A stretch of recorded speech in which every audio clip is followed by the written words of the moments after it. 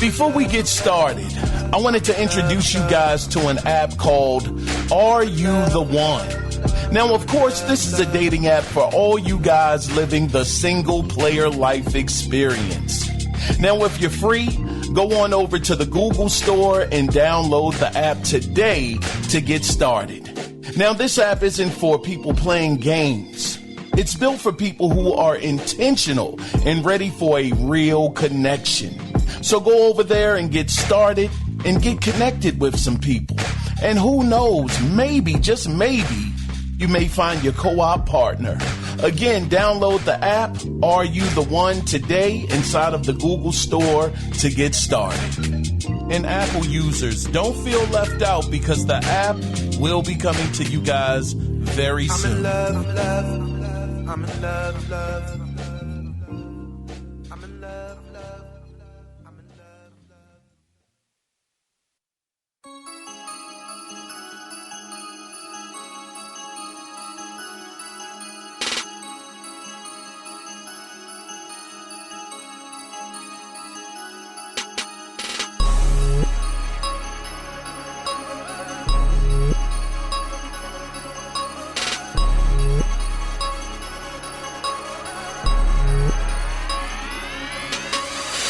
What's going on, brothers and sisters? I want to welcome you guys not only to listener feedback, but also the gaming news. That's right, we have a blowout show this week.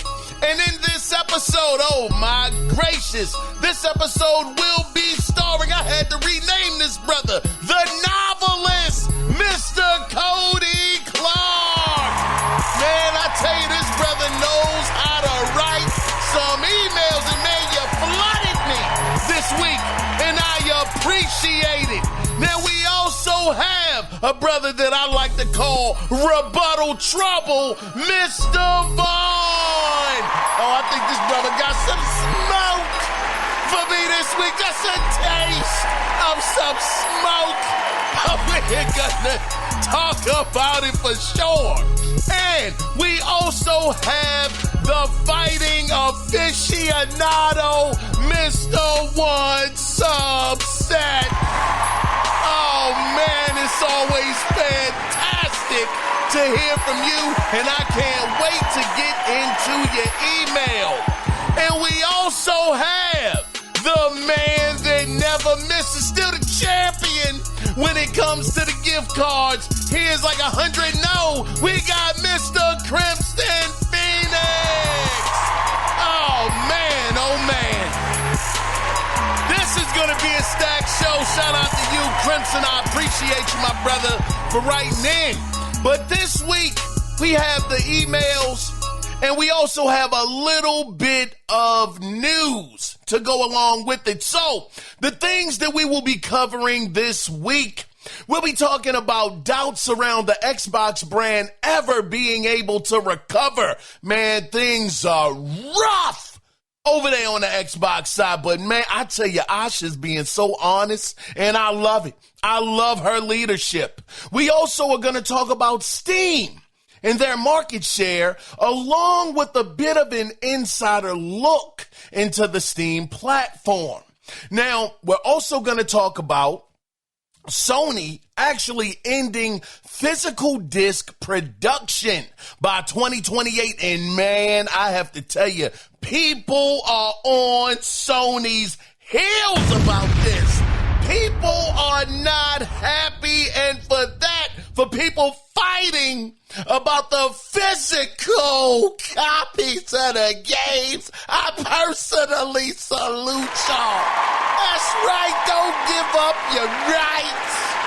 Don't give them up. That's right, I love it. I love that people are letting their voice be heard and their disdain for what Sony is trying to do. Now, we're also going to talk about the potential loss of access to purchased games. And that is something that is very important to talk about because that goes in line with the physical copies of the games. And we're also going to talk about Xbox's marketplace versus Sony's digital ecosystem. So the thing is, now, you guys know I love hearing from y'all every single week. I know I couldn't record on Sunday. I think I told y'all that I wasn't going to be able to record on Sunday because I had a prior engagement. Wasn't going to be able to do it. But I want to hear from you guys. And if you do want to be a part of the next listener feedback, you can do it two different ways. You can either call in at 667-284-9057 and let your voice, me, be heard. Or you can email the show, and the email address is simply theanalogcirclepodcast@gmail.com. Now, with something else that I want to do, guys. Yeah, I didn't forget. We have a giveaway. Oh, yes. Oh, yes. Yes, indeed. Right here in my hand, we have a $20 Nintendo eShop card. Now, I want to read off to you what this code is. Now, get your pens ready. Get your crayons ready. Matter of fact, man, get your hand ready. You might have to write it on your palm. So here is the code. The code is as follows. The code is, we got an E, 1, 3, T as in Tony, 9, X as in Xbox, C, 3, 7, H, R as in Rick, L as in Larry, S, T, S, 6. Please, if you are able to redeem this code, let me know via email the show, or if you don't want to email the show, like I always say, you can call in, and even if you don't want to call in, you can text that phone number. The Analog Circle phone number, that is. But with that being said, hopefully one of you guys actually wins, and maybe you can tell me what you're going to get with that. So I appreciate y'all. Thank y'all so much. Means a lot to me. Definitely means a lot to me. All right, so let's go ahead and let's get started with the first email here. Oh, buddy. Okay, we have, of course, you know I take these in the order that I get them. And up first, man, Cody, you hit me with 10 soliloquies this week, my brother. So the first email is again from Cody Clark, and the title of the email is Nailing That Box Shut. He says, while I totally get Crimson's motivation, oh man, Crimson, this is for you. He says, while I totally get Crimson's motivation to get a game that is listed as, quote, play anywhere, end of quote, for Xbox/PC, let's just remember that the old, quote, games for Windows, end of quote, is deader than wearing your coveralls backwards like crisscross. Golly, this brother say he don't trust them. Oh, man, Cody said he don't trust them, Crimson. Said you totally crossed out like crisscross. God, dog. Let me continue with the email. He says, I wouldn't have much faith in anything Xbox, I guess Xbox does. No, Xbox even breathes on to be around past 2030. Jeez, Chris, this is dire. Cody, you are making this sound like this is dire straits, brother. These jokers out in the street getting ready to perish. God, dog. Let me continue. He says, remember my old yellow comment? Oh, shucks, man, we all remember old yellow. I had to get put down. He says, rather be wrong than right. But I tell you what, there is a reason the family that owns the funeral home is one of the oldest and richest families in town. So it got me thinking about that old Prodigy song, The Omen. Man, let's see, man, hold on. Let's see what you talking about here, Cody.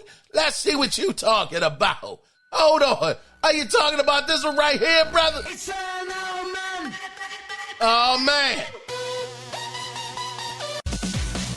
Hold on. Oh. Oh, he said the writing's on the wall, Crimson. Daggone. Man, Cody, you were pretty sharp with this one, brother. Looks like you came to the fight with a dagger in your back pocket. God dog. So you don't trust anything that Xbox is doing, Cody. He said, nail that box shut. This thing is over. They are closing up shop.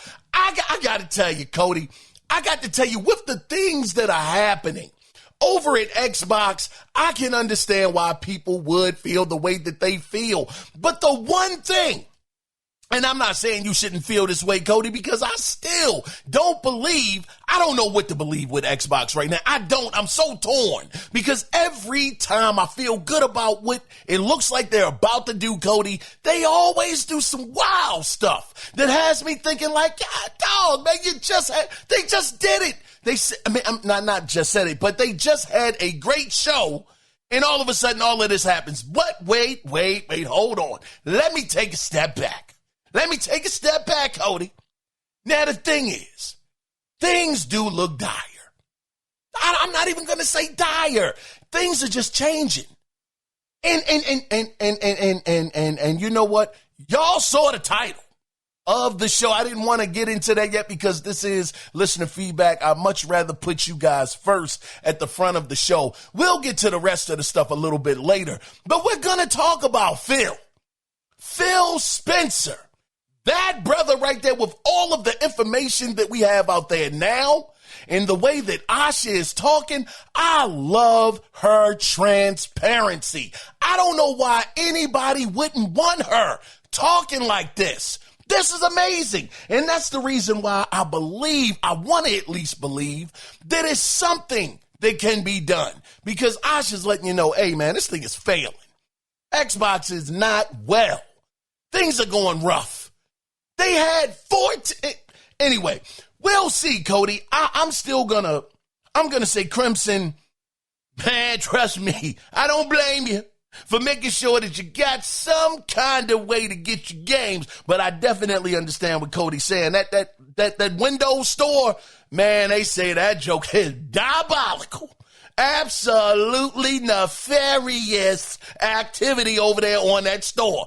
And they still haven't fixed it. So I understand what you're saying, Cody, but I guess, man, like I always say, brother, only time is going to tell. But hopefully Asha can get it together. Again, that is TBD. We don't know what's going to happen yet, but maybe and hopefully she'll be able to turn this whole thing around. But Cody, you are up next with another email here. Oh yeah, you were talking about Scooby-Doo.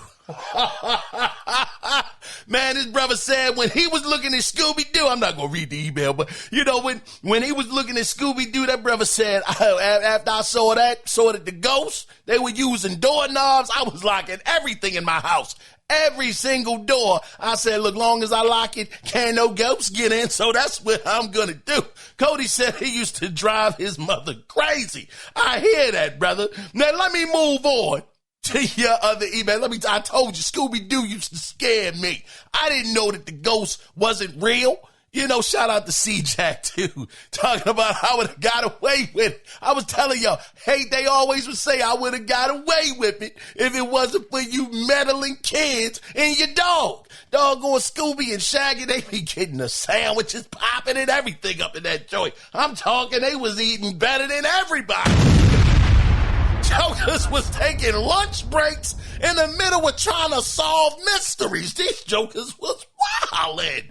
But anyway, let me move on into your next email here, Cody. Now, the title of this email is No Kings, Queens, or Monopoly Man. Oh, the Monopoly Man. Oh, yeah, with the spectacle on his eye. All right, here we go. He says Steam is the biggest. It traffics something like 80% of all PC game sales. Epic, Apple, GOG, Humble Bundle, Microsoft are all playing catch up for that last 20%. If you sell your game cheaper at any other store, like if you make a game and sell it for $19.99 on $19.99 on Team, where they get, where they get a 30% cut. So you sell it for $17.99 on your own store to get 100%. They straight up ban your game from Steam. So good luck with that. There is lots of legal stuff going on about that. Like, sure, they give you a lot of features and support, which is fair. There is no such thing as a benevolent monopoly. And he actually sent us a link. Now, I think this is makes nearly 147 Hold on. All right, I want to give these people their credit.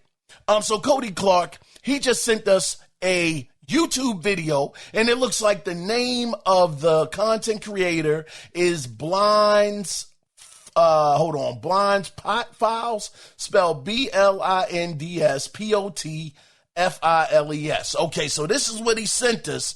And let's just take a listen, because this is a very, very interesting look in net profit inside of what Steam has going on. So let me try to fast forward to this one part that I found very, very interesting. Hold on. All right, I'm getting there right now. This is going to touch on what Cody was talking about. So here we go.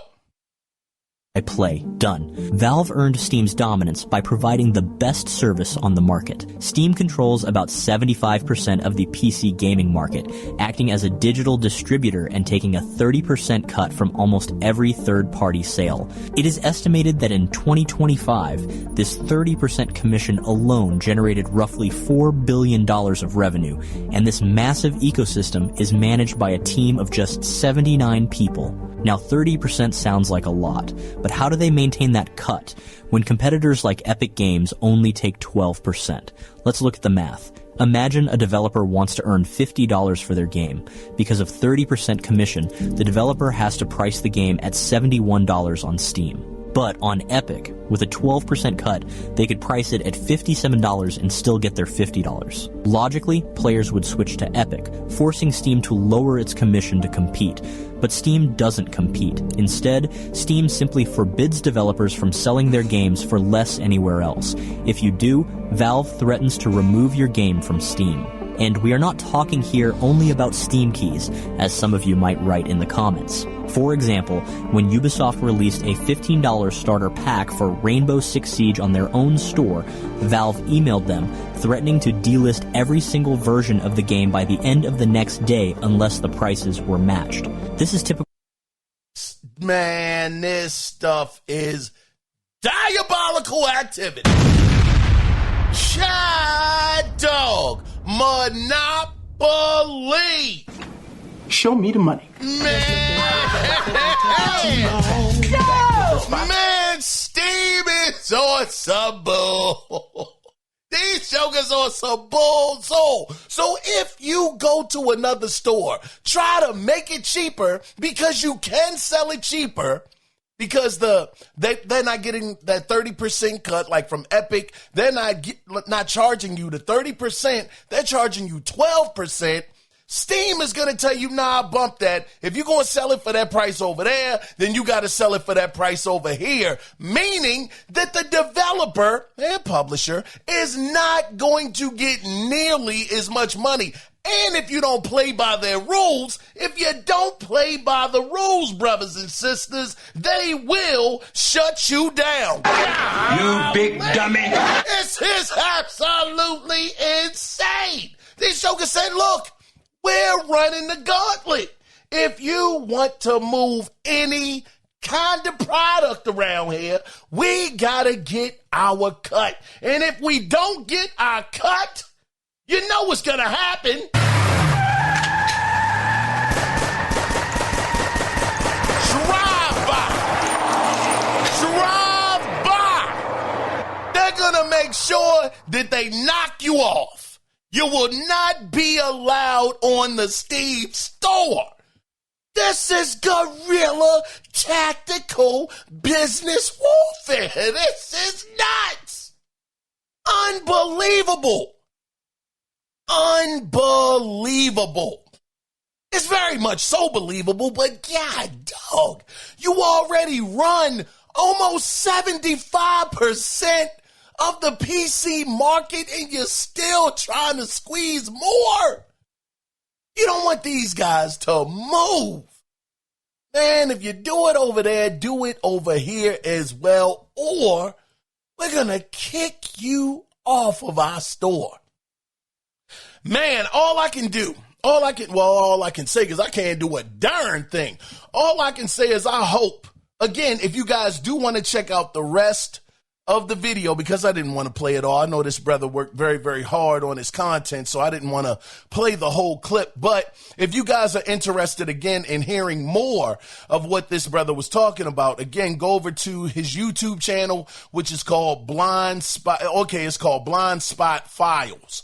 Go over there and check out the rest of it. But Cody, as always, brother, you always are giving us different gems to go over inside of the show. And that right there, that is so interesting. Again, I'm not a PC guy. That's not something that I'll probably ever, well, you can never say never. Never say never.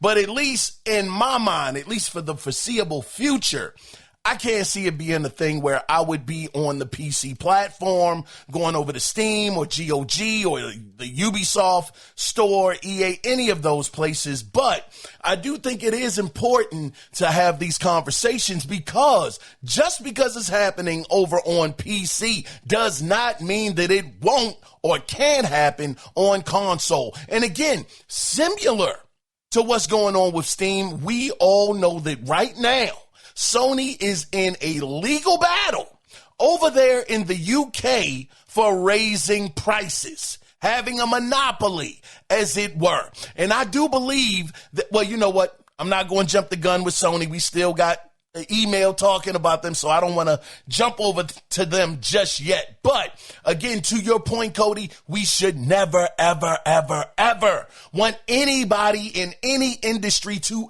have a monopoly. It's going to be bad for us.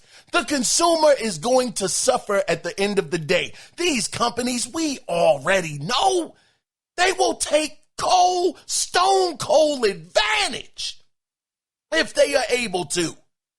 And as a result, we'll be the ones left holding the bag while they collect the bag. They're going to get their money. And again, I always say it. If you give me a product that I like, I give you my money. It's a fair trade. A fair trade is not a robbery. If I love what you do, I have no problem giving you my money. Not going to be out here boycotting and all of that stuff. Not out there with picket signs. I'm going to just stop giving you the money. Because that's the best way. That's the only thing that these companies, that they understand. It's just like, anyway, I'm not going to get long-winded. You know, I mean, I do have a tendency of getting a little too long-winded. But Cody, I truly, truly appreciate this email. And I do love the insight inside of what is going on with Steam. I had no idea these guys were such a juggernaut over there on Steam. I mean, on PC, pardon me. And listen, I got to ask y'all, the PC guys out there, because I know C-Jack, you're a PC guy. I know not really, but you do have access to a PC, Crimson. I just want to know, why does Steam have such a hold on the PC crowd? It is so interesting to me. All you got to do is download another storefront. It's not that, it doesn't seem like it's that serious. Maybe it's an inconvenience. I don't know. But I would be curious to know, why do you guys think Steam has the PC market in such, I forgot who made the reference. I'm going to steal it for a minute. It might have been Vaughn, or it might have been, either it was Vaughn that said it, or it might have been one subset. It might have been Vaughn. I think it was Vaughn who said that, you know, GTA, they had that Darth Vader choke grip, you know, around people's necks. I'm curious to know, why do those guys over there at Steam have such a Darth Vader choke grip on these guys' necks? I'd be very, very curious to know. But let me see, what else do I have here? Oh, okay. All right, Cody, you're a little further up. All right, but up next, oh man, It's my guy right here. He threw some shots my way the other week. And I enjoyed it, man. His brother hit me with a drive-by. But let me tell you, up next, we got my guy, man. I had to come up with a name for this brother. I call him Rebuttal Trouble. You know what I mean? Mr. Vaughn is up next. So let's get into your email here, my brother. Now, the title of his email is Follow Up to My Previous Email. Oh, man, I feel like I'm about to catch it. Here we go. So he says, what did I just hear? So I just listened to the last show. How wild is it that I just heard the announcement from Sony that they will end disc production January 2028? This old man gamer knew that the digital-only future was coming. Just thought it would be another 5 to 10 years away, not a year and a half. Yeah, I agree. Listen, Vaughn, brother, and what I will say, Sony, they're catching a little bit of heat right now. People are no longer subscribing to PSN. Matter of fact, it was a report that said when people were trying to, man, I'm all botched up with my words. Hold on. When they were trying to cancel their subscription, Sony was like, look, man, hold on. Before you hit that button, hold on. Give me a second to negotiate with you. How about before you hit that button, we'll take down the price about 50%. Come on, man. Work with me. Now, granted, I did hear it was only for 3 months that they were offering that 50% off. But 50% off is 50% off. So it looks like, now again, who knows? Maybe that doesn't have to do with what's going on with the physical versus digital debate. Maybe it's just timing. Maybe they do it to everybody where, if somebody's about to leave, they try to sweeten the pot. Similar to what Comcast does. They do this mess where you're about to leave. Hold on now. Wait. We can't just let you go like that. How about we throw in HBO Max, a couple of other channels, we'll throw them in for free, and we'll lower your bill by about $75, $80. And we'll throw in free internet, or so, just the crazy tactics that they do to try to keep you along for the ride. So maybe it had to do with something like that, where Sony doesn't want you to get up out of that ecosystem as far as like paying for PSN, because once you do, it's a good possibility you might not come back, especially if you're like myself and don't play online. But let me continue with your email here, Mr. Vaughn. He says, let's go back to my GTA 6 take. This is what I was talking about when I said Rockstar was future-proofing the game to have it run that online system for 15 to 20 years. Rockstar knew this announcement from Sony was coming and took all the, quote, no disc, end of quote, bullets to soften the announcement blow that was coming from Sony afterwards. You know what's interesting about that, Vaughn? Wow. Interesting take on that one, man. I will say the timing is very, is it coincidental? Is it not? I don't know, but that is an interesting take that Rockstar would jump out there first and say, look, we're telling y'all, we're not giving you the disc. All right, if you want physical, the only physical thing that you're going to get from us is the box. The box for GTA 6. Outside of that, you ain't getting nothing else. Darn. God, man, stuff is absolutely wild. But that is a good point. And I believe that probably has some validity to it, because it did soften the blow. Now, granted, not everybody is happy about this. Woo, I was shocked. I'm going to tell you, Vaughn, I was very, very shocked to see this backlash, to see this outrage from the people. It really, I thought a person like me and you, Vaughn, we come from the same era, my brother. Physical is what we grew up on. That backseat ride.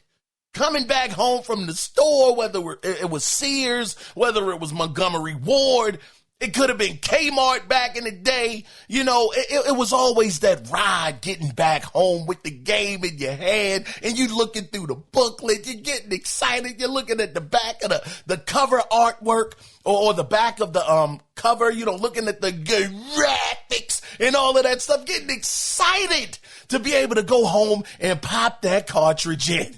Man, that's what we come from. So that physical connection that we have with the games, it runs deep. And I truly, truly thought that in today's time, with the convenience of digital versus physical, I thought that, and I understand, Vaughn, we are going to be the last of a dying breed. And that's why it was so interesting to me to see this much backlash. Now, the question is going to be, because Vaughn, man, listen, brother. And I got to laugh because everybody is a tough guy. Everybody is standing on business. When it comes to something maybe not being something that they were looking forward to. These people talking about we're going to cancel, PlayStation Plus and we're not going to be moved. We're not going to be budged and all of this other stuff. Man, let me tell you what's going to happen when Naughty Dog comes out and says, hey, y'all, just wanted to give y'all a heads up. Intergalactic is coming out, but it's only going to be available digitally. Man.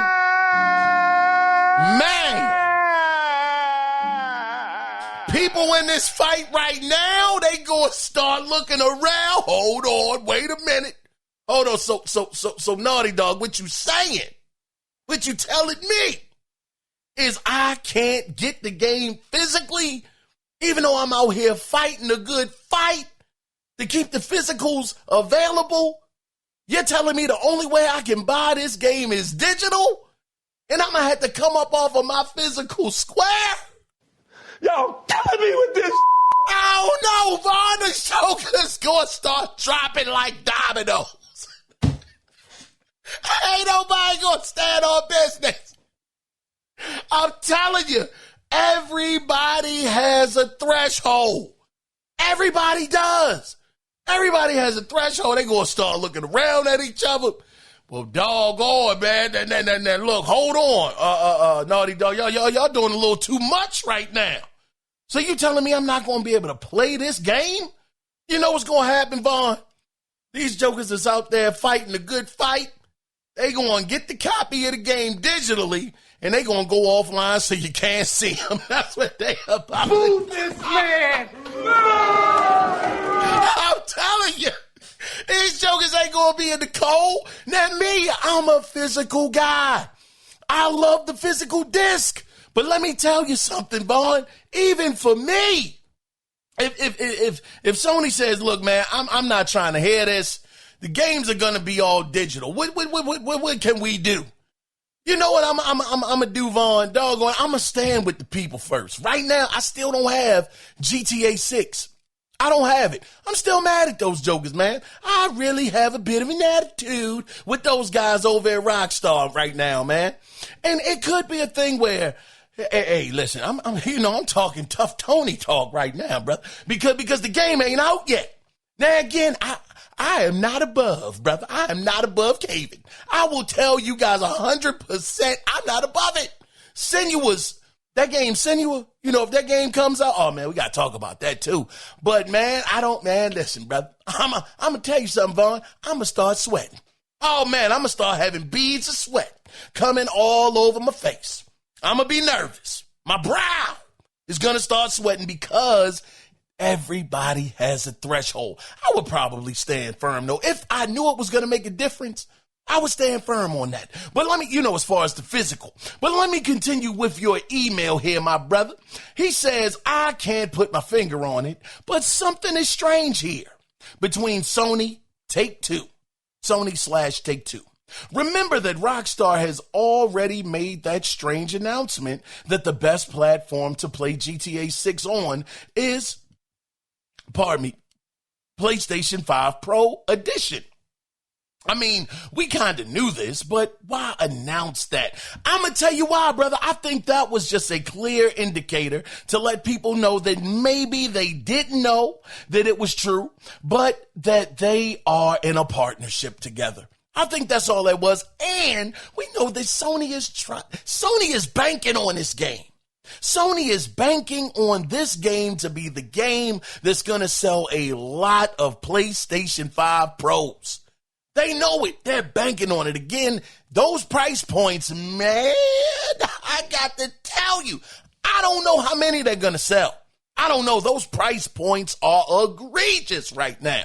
But the situation is that Sony can see, look, this is our chance. This is how we can get more people on our platform. It's already, I don't want to give you guys the wrong number. I'll look it up hopefully before the end of the show. But I still think it's around 40 million people that are still on last generation hardware. And everybody, I'm not going to say everybody, pretty much PlayStation and I'm sure Xbox is hoping that they're going to get some stragglers as well. But they're hoping that GTA 6 is going to be the key to unlock getting everybody else that might be straggling behind on current generation hardware. So I just believe that that's the case. Now, again, the biggest question when it comes to PlayStation 5 Pro, Vaughn, and I think me and you both would agree with this, I think we would all agree, is can it run GTA 6 at 60 frames per second? Can you do it? Or will you come up just a little short? That's going to be the question that everybody is going to be asking. So we'll definitely have to wait and see what happens with that. But I truly believe that that's why they actually made that announcement, because they are in partnership with each other. And if you go back to the emails, remember, it was an episode that we did with Jason Schreier. He was actually reporting that those guys over there, well, not those guys, but that Sony and Rockstar were actually working with each other and that they did get the marketing right. So I think that this is just showing that they are, in fact, working together when it comes to GTA 6. Let me see. Let me continue on with your email. He says, okay, from the last show, he says, quote, Rockstar hasn't been doing anything for 8 years, end of quote. He says, I have to push back a little on this one. I know online is not your thing, mine either, but they've released 40 content/story updates for free over the year. 40? 40, Vaughn? Oh! 40? It is free? I mean, you might have me on that one, Vaughn. I might be dead to rights on that. He says, I jumped into GTA 5 online 3 times. 1, when I finished the single player. 2, when they gave every player 500,000 in game currency. And 3, I forgot about that. The Dr. Dre story content. Man, didn't that have to do with Franklin? I believe it had to do with Franklin, and they were working in the studio together. I completely forgot about that. You got a great point, Vaughn. You know what, brother? They actually have been busy. You're right, man. You're right. I got to give you your credit, brother. I got to give you your props. God, dog, you make me want to get this game on PS5 to see what's popping over there on GTA Online. He says, so yeah, they were busy, just not for us single players directly. However, you can go to GTA 5 Online and play solo by launching an, quote, invite only, end of quote, session.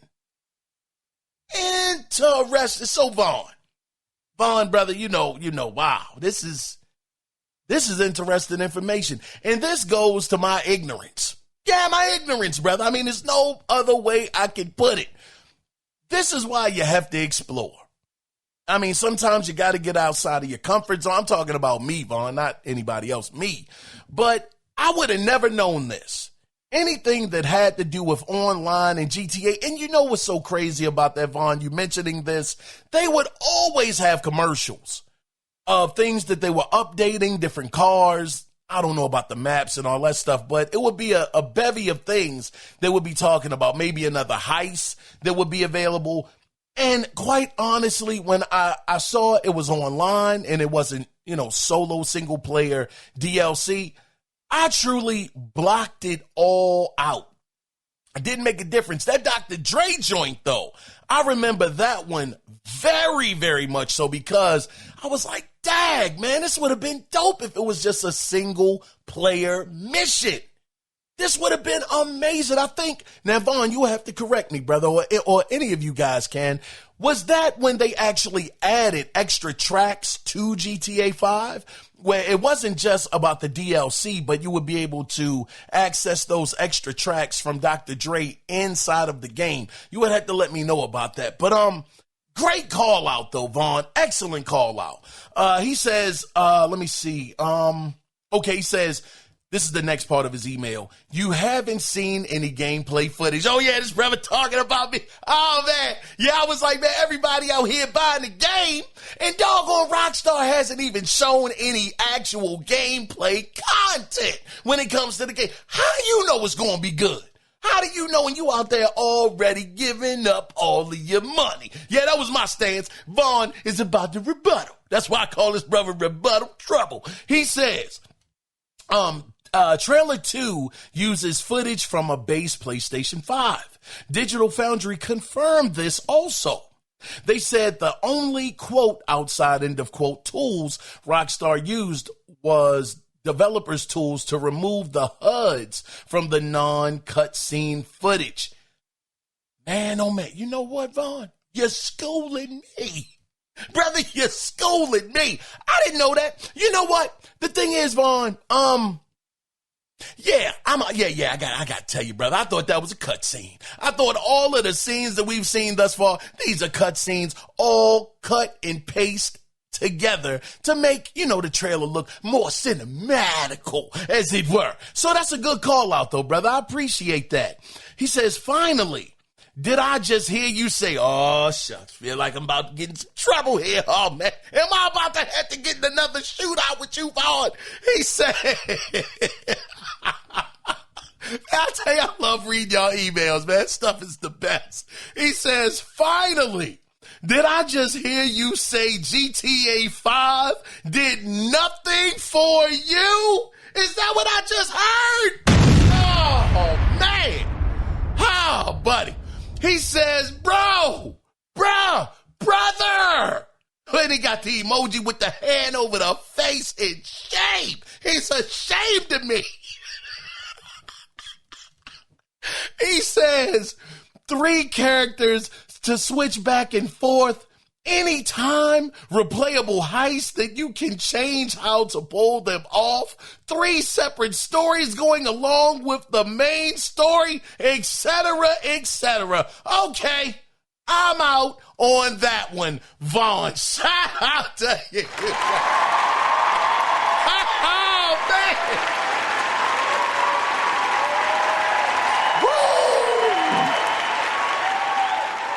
And this brother pulled up to where I was at, man, doggone.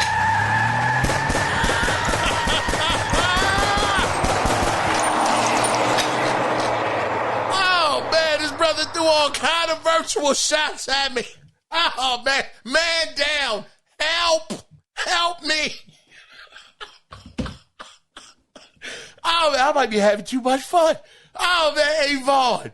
Listen, brother, you know what? I probably came off a little wild with that one. And I'm going to tell you something, Vaughn. I'm not going to I kind of do have to take back what I said to a certain degree, only from the standpoint of what they did and probably how I came off, man.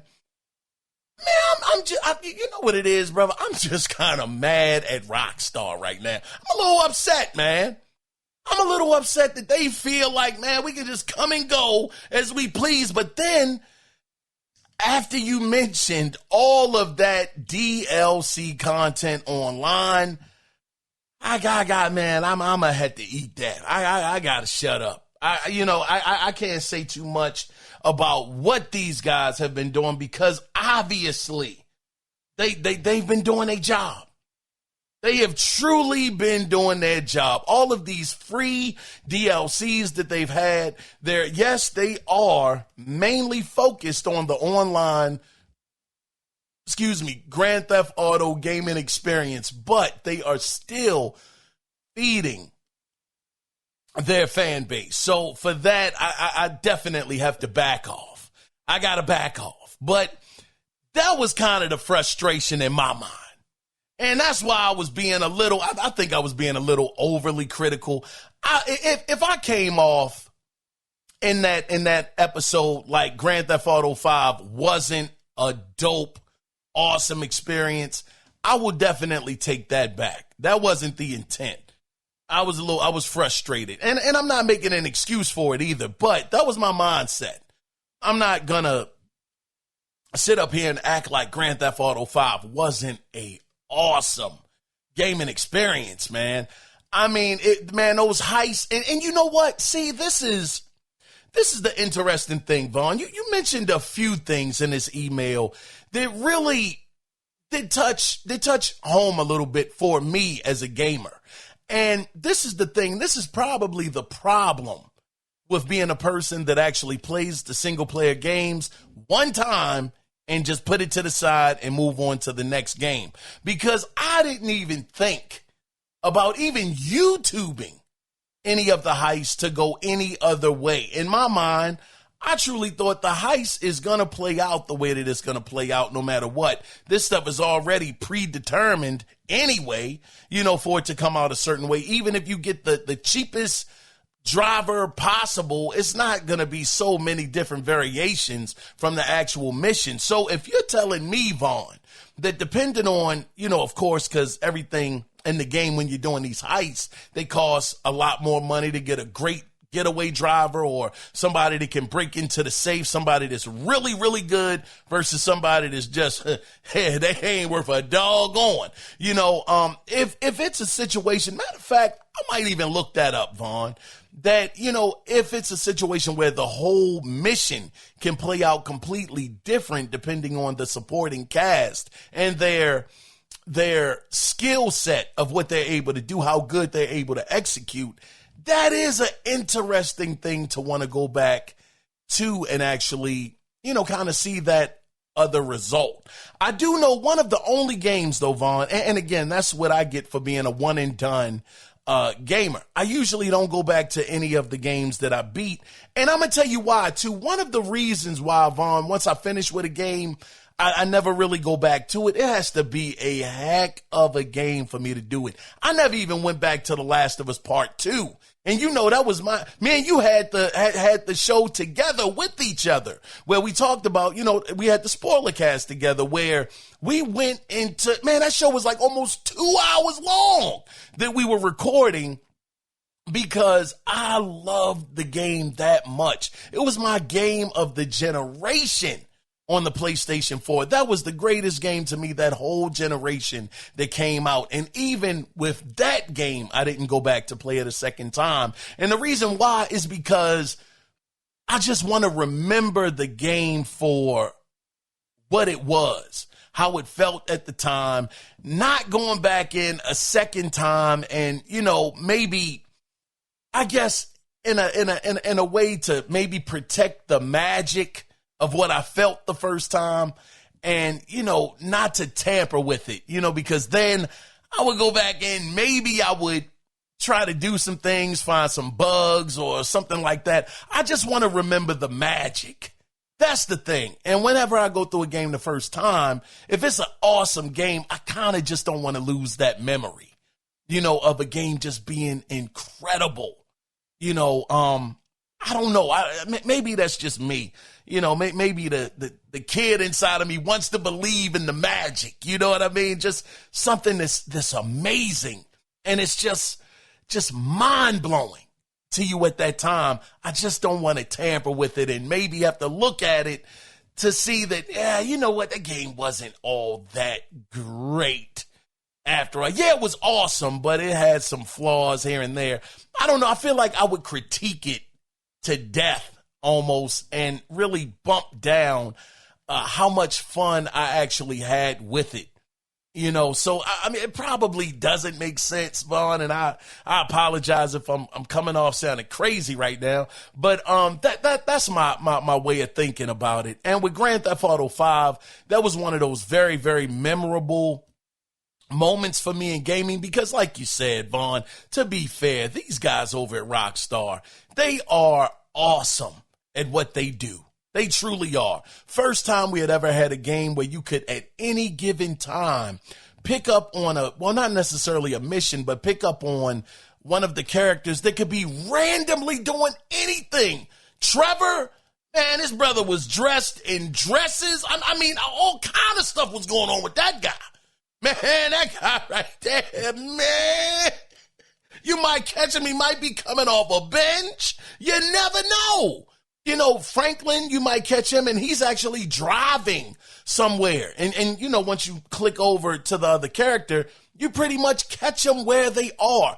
That is really, really incredible. We had never seen anything like that before GTA 5. So again, the game was awesome. It was great. It really, really was.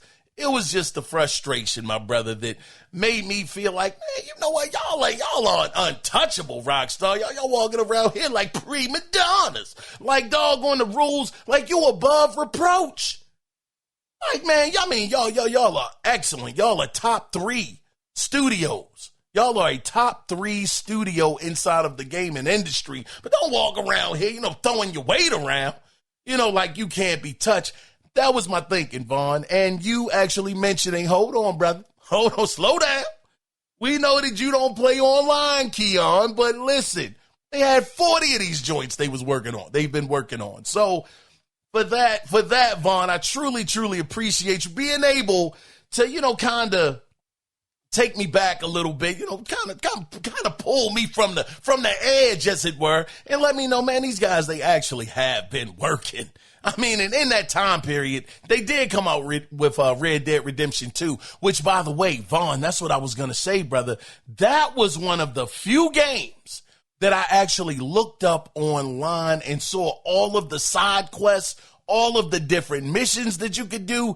Brother, that game is endless with content. Incredible.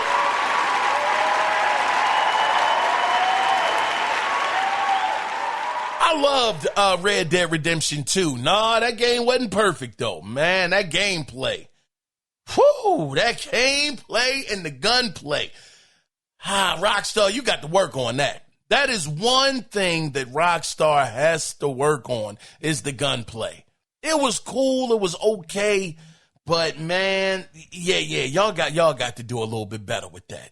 So hopefully having 13 years to have worked, well, not a full 13 years. Of course, we know they didn't start production on GTA 6 right after GTA 5, wrapped up. But with them having so much time, in between releasing a regular game, not DLC, just a regular game, they've had a lot of time to hopefully tighten that up and make it a way, way better gameplay experience, but we'll definitely see. But yeah, definitely shout out to you, Vaughn, for this email, man. I really, really, really appreciated this. This was a lot of fun, my brother.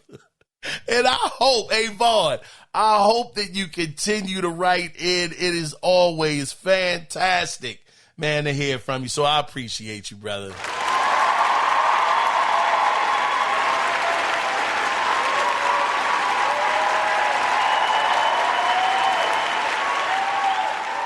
Up next, we got the game. We got the fighting game aficionado. Yeah, this brother right here. I love hearing from you too, man. We got One Subset. He's up next. Now, the title of his email is The Motherload. He says, let's get to it.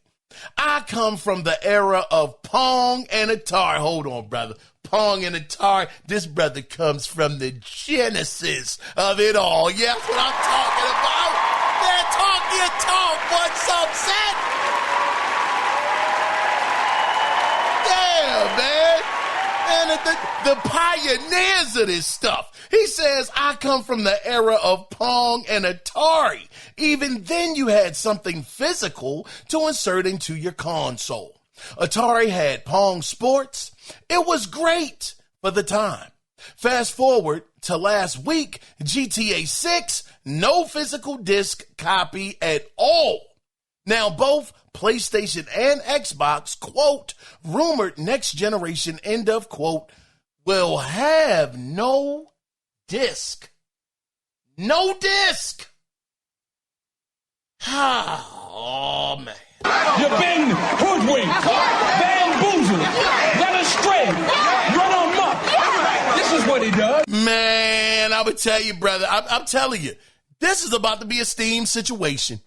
Oh, man, believe you me. But let me continue with your email here, Mr. One Subset. Yeah, I don't like it. I don't like it at all. I'm just hoping that everybody out there that wants the physical, to keep physical alive, don't break, don't bend, and don't fold. I'm hoping, and I'm going to be with y'all. I'm going to be with y'all. Whatever we're boycotting, even if it means not getting GTA 6. Oh, wait a minute. Hold on. Y'all about to get me on record. Wait a second. Hold on. Let me think about that one. Let me think about that one, man. Move this man. Man, let me think about that one, brother. Oh man. All right, hold on. Let me get back to your email here, Mr. One Subset. Whoa, about to put myself in a bad situation. He says, I'm much older than the average gamer. He says, next year I'll be 60. Oh, man, you a real triple OG, man.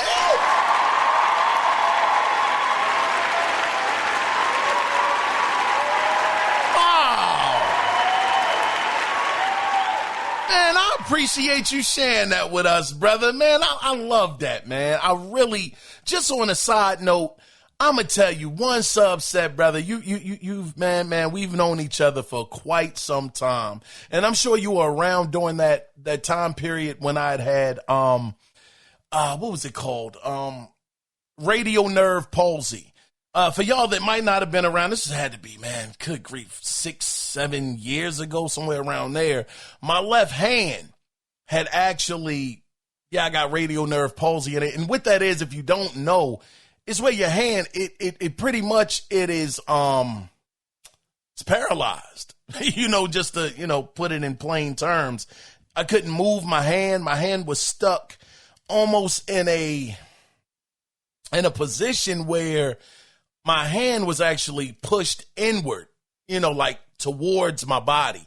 So when I went to sleep, when I got back home off of the road, I laid down, went to sleep, and I had my hands, my arms to the side of me, and I don't know what happened. I guess it was the way I was sleeping and must have pinched a nerve and woke up, and I had no function in my left hand. And I even did an episode about him. I had to put that up there. I don't know. We'll see what happens. But I had always thought, I always took it for granted. When you said, and 60 is still young, my brother, especially when people are living to be 80 and 90. I got a grandmother-in-law who's like 90, I think she's 91 and 92. So people are living a lot longer. So 60, you just really, really getting started, my brother. But what I was trying to say, though, on One Subset was I took for granted that gaming would be something I would be able to do forever.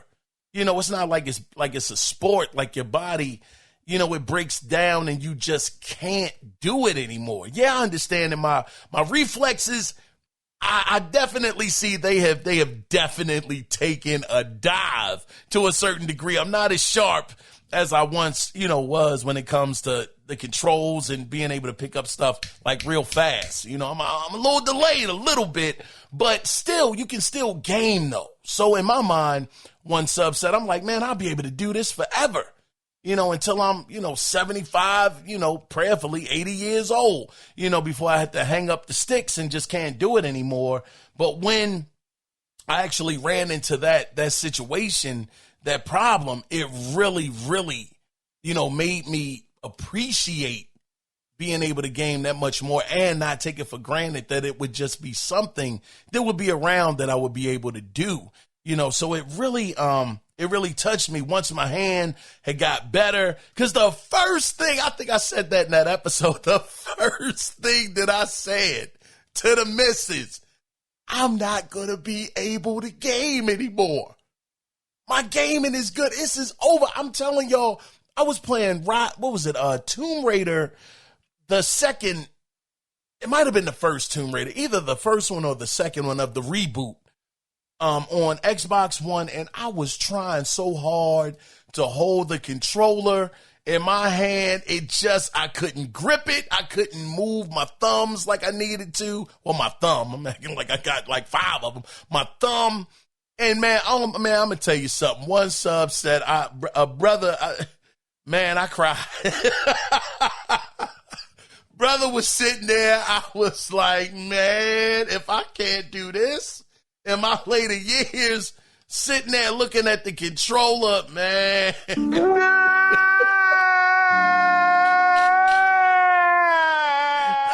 Brother was hurt. Oh, I was hurt, man. But anyway, let me get back to your email, brother. You just hit a chord with me when you were, talking about being 60, man. Congratulations on that, brother. I definitely look forward, to you getting there. I know it's next year, but it's coming, man. We already halfway through this year, my brother. He says, I don't think that paying $70 or more is something I can get with. All I get inside the box, if there is a box, facts right there, is a code. Don't get me wrong. I do buy some games digitally, but mostly are on sale or older games or indie titles. I'm with you on that. Man, let me finish up your email. I'm not gonna interrupt. He says, but mostly are on sale or older game. Oh, I said that. He says, to be forced to purchase all my games digitally, no thank you. I might just get into retro games from the Saturn on up to current generation. Man, I want to interrupt. So I gotta say this. What's upset? Brother, I have and why this resonates with me, hopefully I said that word right.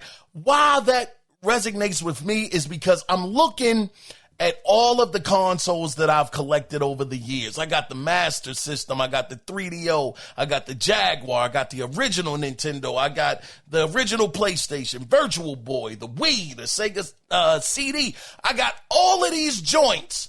I'm just sitting here and I'm like, you know what? If it all crumbles and everything goes all digital, I might just have to go back in the vault. I might have to go into the vault. And what I will say too, man, one sub said, this is such a good email, man. What I will say is, talking about that retro situation, the Sega Saturn, y'all got that, the Dreamcast. I mean, all this older stuff.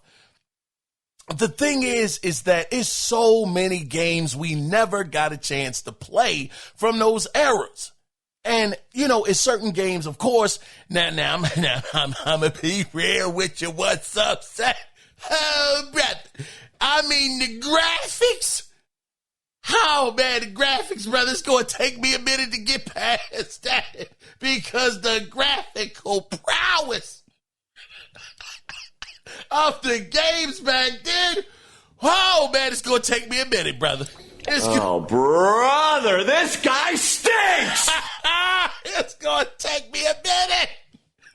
But I digress. What I will say, though, A1 subset, what I will say, man, is the generation of PlayStation 4, even to a certain extent, the PS3, those games hold up. I just bought, to your point, how you had mentioned, you for the most part, you get the physical games, but if it's an indie game, if it's a game on sale, sometimes you'll get it digitally. And to your point, I will say I just picked up because it was on sale.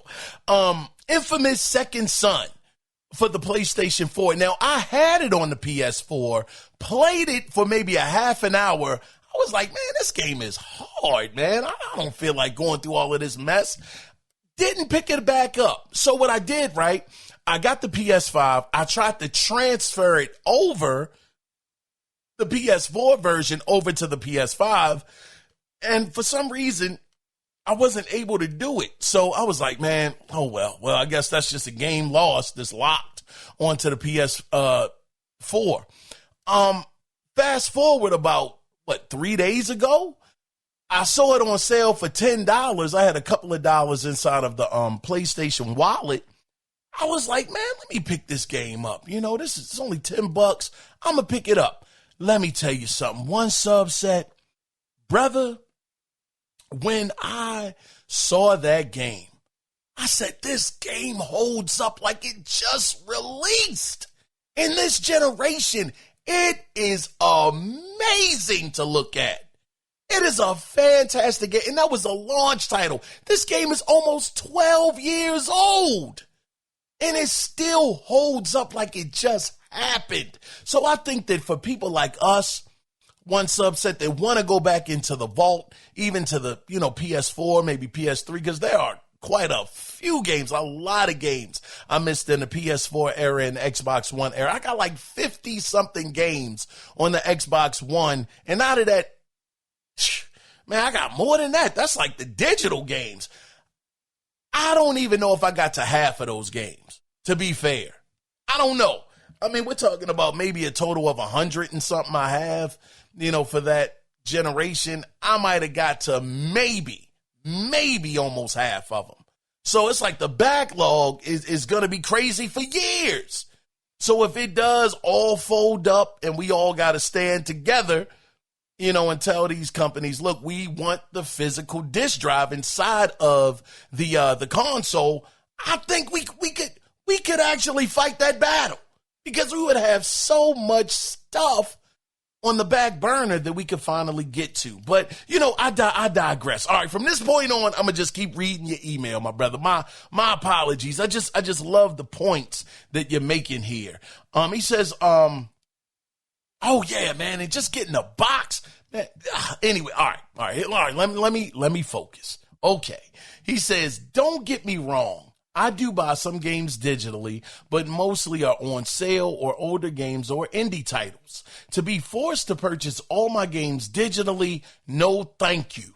I might just get into retro games from the Saturn on up to current generation. I know this isn't a popular opinion. Some people love the idea of going all digital, go for it. But remember, when these companies feel that they no longer want to keep the server for your favorite game, quote, Anthem, end of quote, and there's no access to that game offline that you paid real money for, people will wake up, hopefully. I'm telling you, brother, yes, sir. That's the whole point. That is the whole point.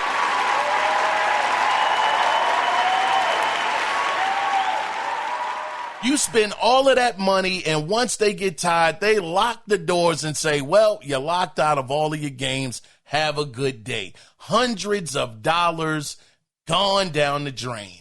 He says, I really don't like the way the industry is going.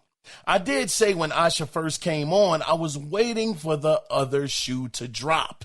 And here it is. Has she burned up all her goodwill that she has built up in her first 100 days? I think she's done a lot. I got to tell you, just to touch on that point, that first 100 days, man, one sub says she did so much, brother, in that short period of time. Asha, for the people, Sharma is what I call her. For me, I don't think she's burned up all of that goodwill. The only reason why I feel that way, one subset, is because she told us what was happening. She told us weeks in advance, weeks.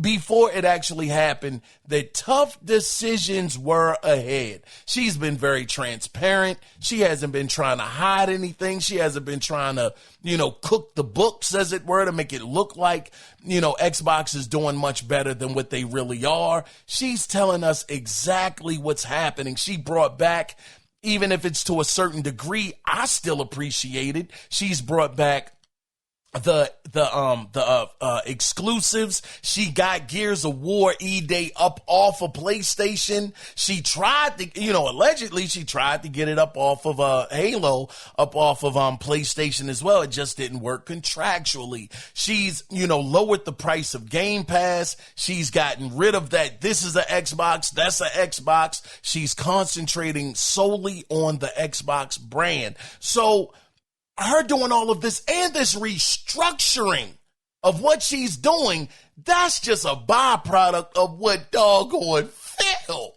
Phil Spencer was a part of. She gotta fix the sins of this brother, tearing Xbox out of the frame, as it were. So I'm willing to give her some grace. I'm willing to give her a chance, One Sub said, to really be able to get in there and, actually have her vision come to fruition, as it were. No, it's not perfect right now, but let me tell you something. One Sub said, I love the fact that she's talking about, Bethesda. We need that Fallout 5. We need that Elder Scroll like right now. Like Todd Howard, I understand, whatever you talking, but look, we need that. We need it ASAP. I don't think this woman is going to be playing around, One Sub said. I think that she's going to be keeping a close eye on the how can I say it? Of course, the production of what these guys are doing in the studios, but I think she's going to keep a close look at the timeline. Like, you're not going to be on this project for 7 or 8 years, and this is a passion project. No, I need that right now. I need that now, ASAP. I think that she's going to get in there and she's going to really whip some things into shape. Phil Spencer, we know this brother right here. Phil just seemed like such a nice guy. I always like to reiterate the point. I'm not talking about Phil Spencer, the man. I'm talking about Phil Spencer, the CEO of Xbox. Phil Spencer, the person, he seems genuinely like a very, very nice guy. Somebody you could really kick it with, have a good time with. See, has a bit of a wholesome look to him, But as far as what he did inside of Xbox, oh man, his brother set the building on fire. Oh, shit. It was rough. It was bad. And Asha Sharma is telling us, man, this stuff is horrible right now. Game Pass ain't making no money. What was it? Every dollar they made, I think they lost like 64 cents. Man, hold on. You know what? All right. Let me get back to your email. What's up, Seth? You got a lot of great stuff in here, man. So pardon me if I'm going off on tangents and stuff. You got a lot of good stuff in this email, brother. But let me get back on focus, and let me continue with your email. He says, hold on, I got you. He says, I really don't like the way, the industry is going. I did say, it was talking about her 100 days if she's lost the goodwill. Okay, he says, I think she's done a lot of what gamers want, but at what cost? All these studios facing shutdown. Oh, we're going to talk about it. Oh, we are definitely going to get to that momentarily. I just want to make sure that I give you guys the respect because, without y'all, I'm telling you, without y'all writing in, brother, it's not worth doing, man. So I just want to put y'all first before we get into all of that stuff. So I really appreciate y'all, man. But let me continue. He says, the latest Undead Labs is on the chopping block now. Oh, yeah. Matter of fact, you know what? Since the email does have to do with it, it does coincide with each other. Yeah, Undead Labs is gone. Jokers had to hit the doggone bricks. Yeah, they gone. Oh, man, yeah, they gone. Absolutely. Yeah, they're not around anymore. And, ooh-wee. Ooh-wee. The thing is, man, the irony what Subset is, since those guys are gone, that means that doggone State of Decay 3 will 9 times out of 10 probably not even be available in Game Pass day and date. Man, oh man.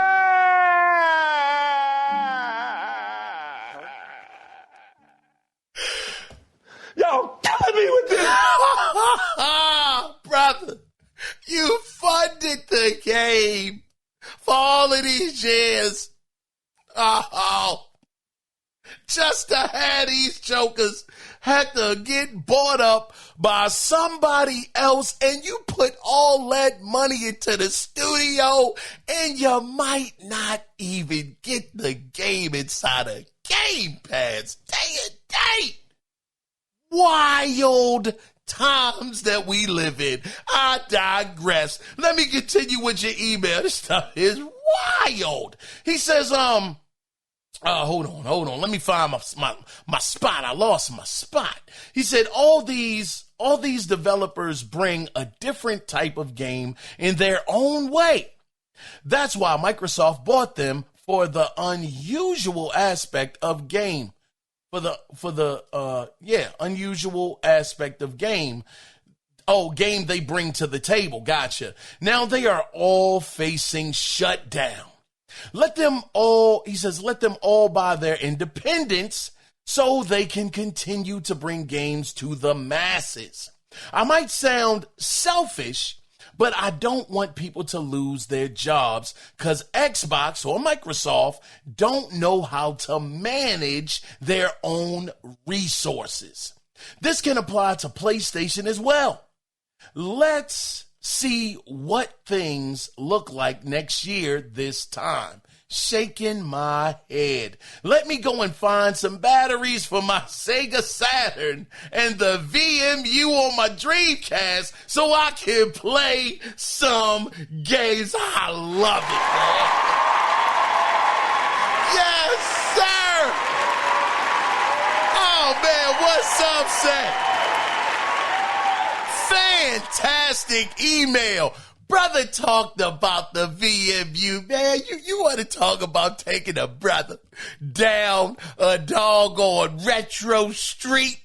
Oh, man, the VMU was amazing. You youngsters out there that's, tuning in might not be in our age bracket. I'm going to have to give you a back in my day segment for a second here. Man, the VMU was so awesome on the Dreamcast that it was for y'all that don't know, I mean, most of y'all that listen, we're all around the same age. So, I know y'all know, but for some of you younger guys that might not know, it was almost like a mini Game Boy, nowhere near as big, very, very small, but it had 2 buttons on it. It had a screen. It was like a digitized screen, like one of those Tiger LCD type of handhelds from back in the day. It was that. And the thing I loved about the VMU was certain things would pop up on the controller. We haven't seen anything like that since.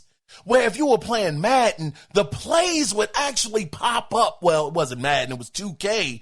The plays would actually pop up on the VMU so that the person you were playing against wouldn't be able to see exactly what play you were going to call. You could actually hook the VMUs up to each other and play like head to head with certain games. Other games like Blue Stinger, I believe you could see your vitals on the VMU that would let you know how much energy you had. It was remarkable. It was so remarkable. The Dreamcast, for a lot of us, it was such an amazing console. It was like when Sega finally got their footing underneath them after the Sega CD semi-debacle, after the 32X, add-on debacle. It was like they finally, even the Saturn got knocked out the box because it was more expensive than the PlayStation, and it wasn't as powerful. So they had like multiple missteps, but I think all of us would agree that when it came to the Dreamcast, we were like, they finally got it right. They finally got in that. Oh man, that lineup, that launch lineup that they had, that joint was legendary.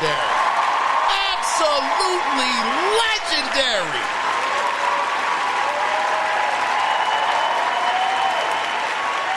That launch lineup was insane. I mean, they had Let's Get Ready to Rumble, House of the Dead. They had Power Stone. I mean, they had you covered. Sonic Adventures was in there. It was such an unbelievable launch line. I'm telling you, man, the Dreamcast is one of those goated consoles. It didn't have a long life because once the PS2 came out, it just knocked it out the box. It was no comparison. The PS2 had the DVD player going for it. It had better graphics. It had the games. It had Madden. I mean, it had everything you needed. But even when the PS2 came out, I was still rocking the Dreamcast. One of my favorite games on the Dreamcast, and I know this might be a bit of an odd choice, but I got to say, man, Virtual Tennis. Virtual Tennis was serious. Oh, that game was so dope. The graphical fidelity was unbelievable. I remember, man, I was in Westview Mall. Westview Mall, it was called Funko Land back then. Funko Land, I used to know some of the guys that worked there, and they had the displays where, I don't know, do y'all guys remember? This was back in the 90s. Oh, shucks. They had this TV. I don't know if it was, I don't think it was a monitor. I think it was a TV, but if it was a monitor, let me know. It used to have the speakers that you would unfold the speakers from facing inward into the screen, and you could actually fold out the speakers on the side, and it would have great sound. I can't even remember the name of that doggone thing, but it was some kind of monitor or TV where the speakers would actually, like I said, I'm repeating myself because I'm trying to work my way through it, trying to remember the name of the thing, but you would actually pull the speakers out and they would just be, on the side.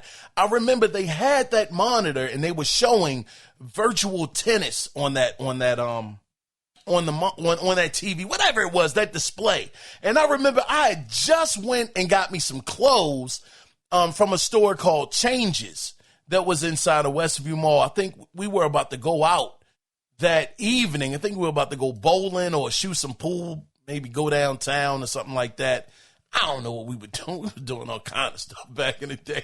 But I remember I got a fresh fit. I was like, man, let me go up in here, get me a pair of jeans, get me a nice shirt or whatever.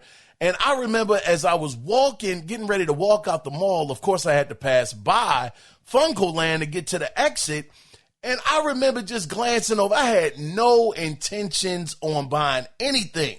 Most of my money was spent on my clothes. So as I'm walking out, I just kind of glance over just to see what they got. And, it was glass there, so you could see straight through as I'm walking past it, and it's on my right-hand side.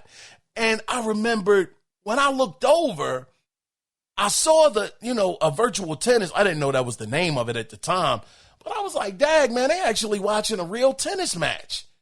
And then I'm like, what they doing? Well, what y'all doing watching tennis in a game store? And then I did a double take, and I'm like, wait a minute, that's the Dreamcast right there. Whoa, wait a second. And that's what caught my attention. When I saw that the Dreamcast was right there, and it was showing it on that display, I said, hold on, I got to take a detour. Hold on, what is this? I walked inside of there. I said, man, this is a game? I'm like, this is a tennis game? I'm like, oh my gosh, I don't even watch tennis. I don't even watch it. I barely play it. I mean, right now, I darn sure couldn't play it. I'm going to snap a knee if I get out there and try to run right now, moving around the court. I said, man, hold on, brother. Hold on. You know what? I'm going to be right back. Man, I went back up the changes. Man, Jason, I'm sorry, brother. I used to go to changes so much. I knew the sales reps there. And the guy's name was Jason. He was a cool dude. I went up there. I said, Jason, man, I got to return these clothes, brother. I can't get these clothes this week. Something came up, man. Something came up. I can't buy the clothes. I'm going to come back in 2 weeks, and I'm going to come back and get this again. Man, he was like, oh, man, you can't get it? Nah, man, nope, something came up, brother. Need that money for something else. Man, oh, man, I got that money back, and I immediately went right back down there to Funko Land, picked that game up. I told Renard and Mark, man, I ain't got no clothes.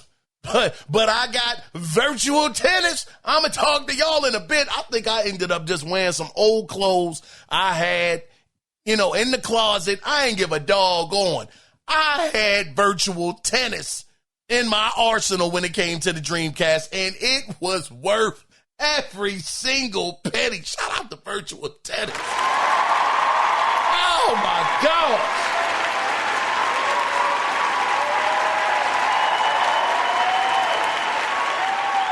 Man, that Dreamcast, man, brother, one sub said that joint was legendary, brother. It truly was, man. But yeah, I don't blame you. Going back to the retro gaming situation, if things don't look the way that you want them to look, I can't blame you. There's so many games out there that we haven't, that I'm sure none of us have tackled yet. So you would have an endless amount of different games to be able to choose from. I don't think you would have a problem with it. The only thing, I'm gonna tell you something, one subset. Man, let me level with you. Let me level with you. Oh, man. I would tell you, I do need that disc. And you guys know that's one of the reasons why I didn't get the PlayStation 5 Pro, was because I was like, I'm not going to pay you extra for the disc drive. For $700, the disc drive better be in there. That's one of the main reasons why I didn't pick it up. And I'm going to tell you, oh, man, I don't know. You know, one subset, they always say never say what you will or won't do, because once the moment happens, you don't know how you're going to react. I'm going to tell you, I think if it is a situation where the disc drive is taken out of these next generation consoles, I truly think that in my brain, in my 47, I guess by that time, maybe 48, maybe 49-year-old brain, I just don't think that I would be able to do it. I would almost feel like and I know this is kind of crazy. I get it, but bear with me, with what I'm about to say. I would almost feel like they're putting me in a prison. Of course, virtually. It's gaming at the end of the day. It's not something that we have to do or that it's a necessity. At this point in time, this hobby that we love is starting to really become, shucks, at these prices, it's starting to become a luxury to be a gamer. So I'm just saying it from the standpoint of, one subset, if they were to take that disc drive away, brother, I would feel like they're going to take advantage of me so bad when it comes to the game prices and all of that stuff, because Sony has already shown us what they will do. With a monopoly, unchecked, no competition, they will rake us over the coals, and they won't give a doggone. Ask the UK how they feel about it. They would definitely do it to us. All of these companies would. Like you mentioned, these companies, they will take advantage. If they can, they definitely will. So I really think that would be an interesting moment for me, one subset. How would I react to something like that? I don't know. I really don't know. That's definitely a TBD kind of situation, because I just can't imagine. I can't imagine not having a disc drive. I guess we'll have that conversation, when it happens. But one sub said, I appreciate you, my brother. Thank you so much for the email. This was a really, really, really fun email. Again, brother, continue to write in. I love hearing from you. And to everybody, I should say this more. Make sure that if you guys are interested and you like keeping up with the latest gaming news, definitely join the Analog Circle Facebook group, over there. We have conversations, with one another. And Lawrence Jones, that good brother, he's always putting great information inside of there. He actually had this question. Now, this isn't necessarily the question of the week, but I would want to hear from you guys. What is one thing inside of gaming that you would change? What's the one thing? I put in there the silent main protagonist. They used to burn me up with Grand Theft Auto 3. Link, that brother ain't talking. That joke ain't saying nothing. Rocka. Anyway, I would love to get you guys' thoughts, and shout out again to Lawrence Jones for actually having that question. What would be one thing in gaming that you would change? I would love to hear from you guys with that. But moving on into the next email. Oh, man, we got the man that never misses, Mr. Crimson Phoenix. But you know what, Crimson? Hold on, brother, because you just reminded me, and I'm glad that I got your email in this order because I probably would have forgot. But guess what, guys? Yeah, you might have guessed it, maybe not. But we got another giveaway. Yeah, we do. Yes, we do. We have a $25 PlayStation gift card. Now, you might be saying, wait a minute, you just gave away a Nintendo gift card.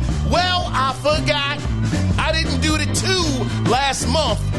So I had to get an extra one for this month. Now this one right here. Get your pens ready. Get your paper ready. Or just get the inside of your hand ready. Whatever you can write on. Write down this code. So the code is F as in Frank 3 L X A K C 8 G 4 M M. Again, it is F3 L X A K C 8 G 4 M M. Definitely write that down, and I wish you the best of luck. Again, please, if you do win, write in, call in, let me know that you used the code. That way, I won't falsely continue to tell you guys that this is a card that you can actually get $25 off of. So hopefully you'll write in and we can keep this train moving. Again, good luck to you guys, and I look forward to hearing from you.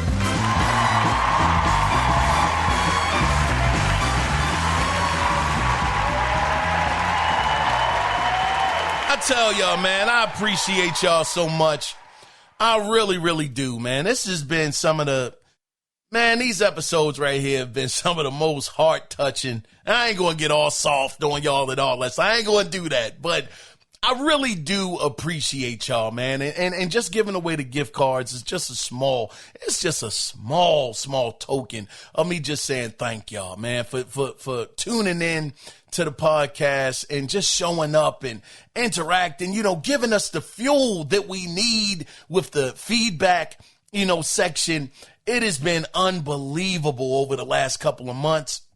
And I gotta, again, just shout out Cody Clark, for always keeping that section of the podcast open, because like I've told y'all, it was a time when I thought that, I was going to have to get rid of it because nobody was, interacting. So I just really just want to say thank y'all again.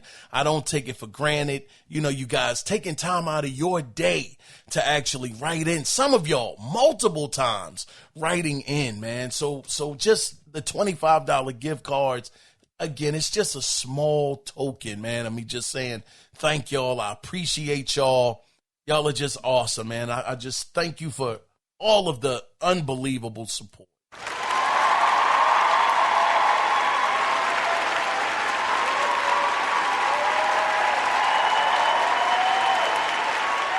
All right, man. All right, I'm gonna come up off of my softness, for a minute, and we gonna get into the doggone email that is coming way up. Oh man, like I told you, he's the man that never misses. I'm gonna tell you, if that was an Xbox card, it would already been redeemed by now. Crimson don't play around, man. But the title of his email is "You buyeth, they taketh away." Oh man, this is very philosophical, my brother. He says, this is how you share your, oh my gosh. Oh man. God, dog. We gonna start it off like that? Crimson, you gonna start it like that, brother? Jeez.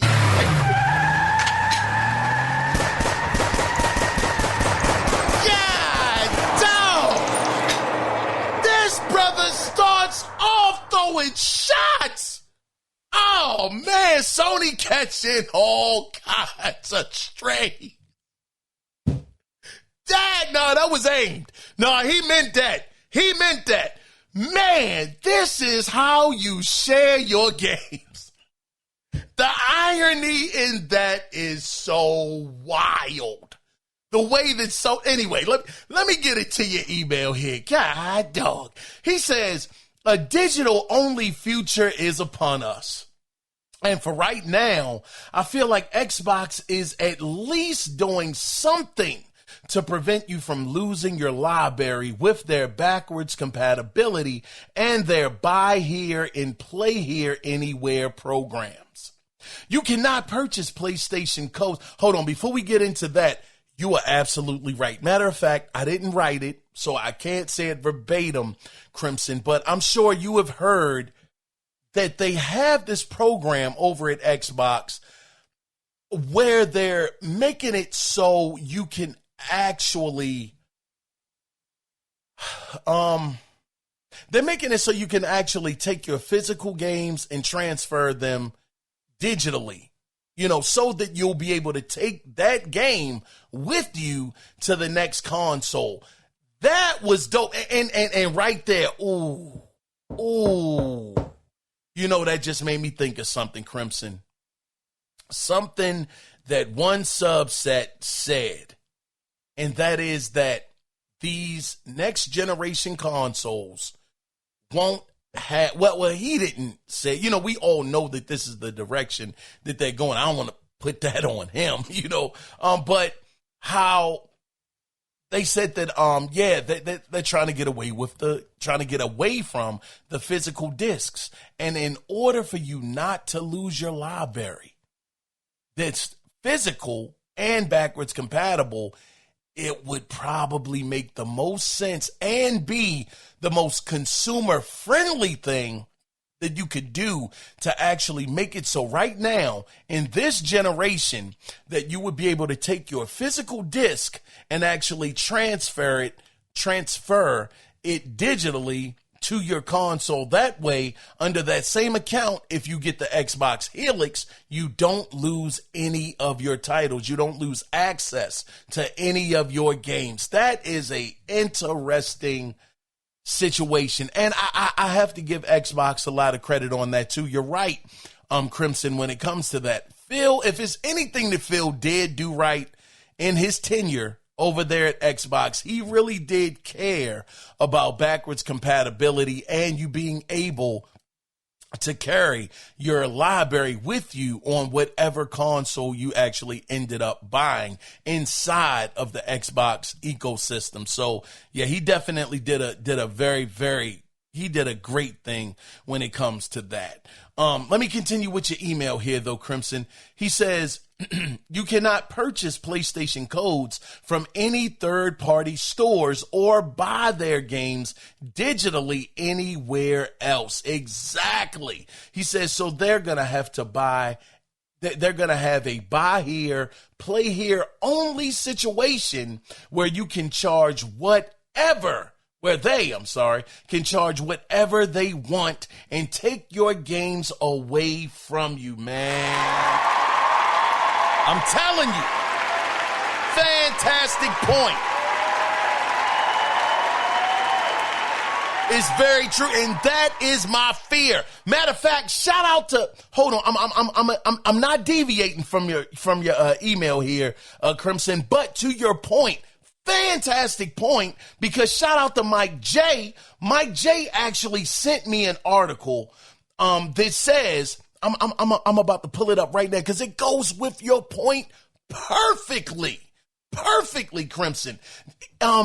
He sent me an article, and shout out to you, Mike J, for this. He sent me an article from Comic Book, and the title of this article is PlayStation adds ability to terminate your PS5 account and all your games over inactivity. So, of course, now listen, some people can say, well, that's if you're not active on your console. But my thinking is, okay, if they have the power to do it, no matter what the cause is that will make them do it, they have the power to do it. So at any given time, similar to what Crimson mentioned, they have the power to turn off your stuff and you have no recourse. What are you going to do if your whole library is digital and they decide one day, you know what? Going to cut this guy's account and you can't get back any of your games. All of your money that you spent inside of that ecosystem is lost. You've been hoodwinked, bamboozled, led astray, run amok. This is what he does. I'm telling you, it can get real ugly out here. It's gonna get ugly. Fantastic point, Crimson. Let me continue with your email here, brother. He says, let me see. He says, okay. He says, so they're gonna, have a buy here. I read that. Okay. He says Xbox does not do this, but they have delisted games in the past due to licensing agreements. Yeah, we've seen that with a lot of the Forzas that have happened over the years. I think it's the music license. And I was very shocked, at that time, Crimson. I mean, we all know about it now, but the licenses for the actual car manufacturers, they actually run out after a while. So I was like, wow, this could get a little dangerous if you don't already have the game. So, and then digitally, I don't know. It's just something about that digital. It's still, I don't know, man. It just makes me feel a certain way, like you just don't have the power. And I get it. I know, Crimson, with me and you, we go back and forth about the disc and all of that good stuff. But I still do feel very, very comfortable at least having a disc. Like I was joking with you about Tommy Boy when they were trying to sell the brakes to the guy. And he was like, the guarantee, it's on the box. It doesn't matter. I get to look at it. I get to read it. I get to see it. And it makes me feel all better. So it's kind of similar to that situation with me and the physical. But yeah, man, it's gonna be so interesting. He says Xbox does not do this. I have to start over. He says, but they have delisted games in the past due to licensing agreements. But I do not lose access. If I own the game, I can still play it even now. That also creates price competition where I can buy digital codes from other marketplaces where I can get those same games available for purchase in Xbox's store somewhere else at a cheaper price. No, at cheaper prices, pardon me.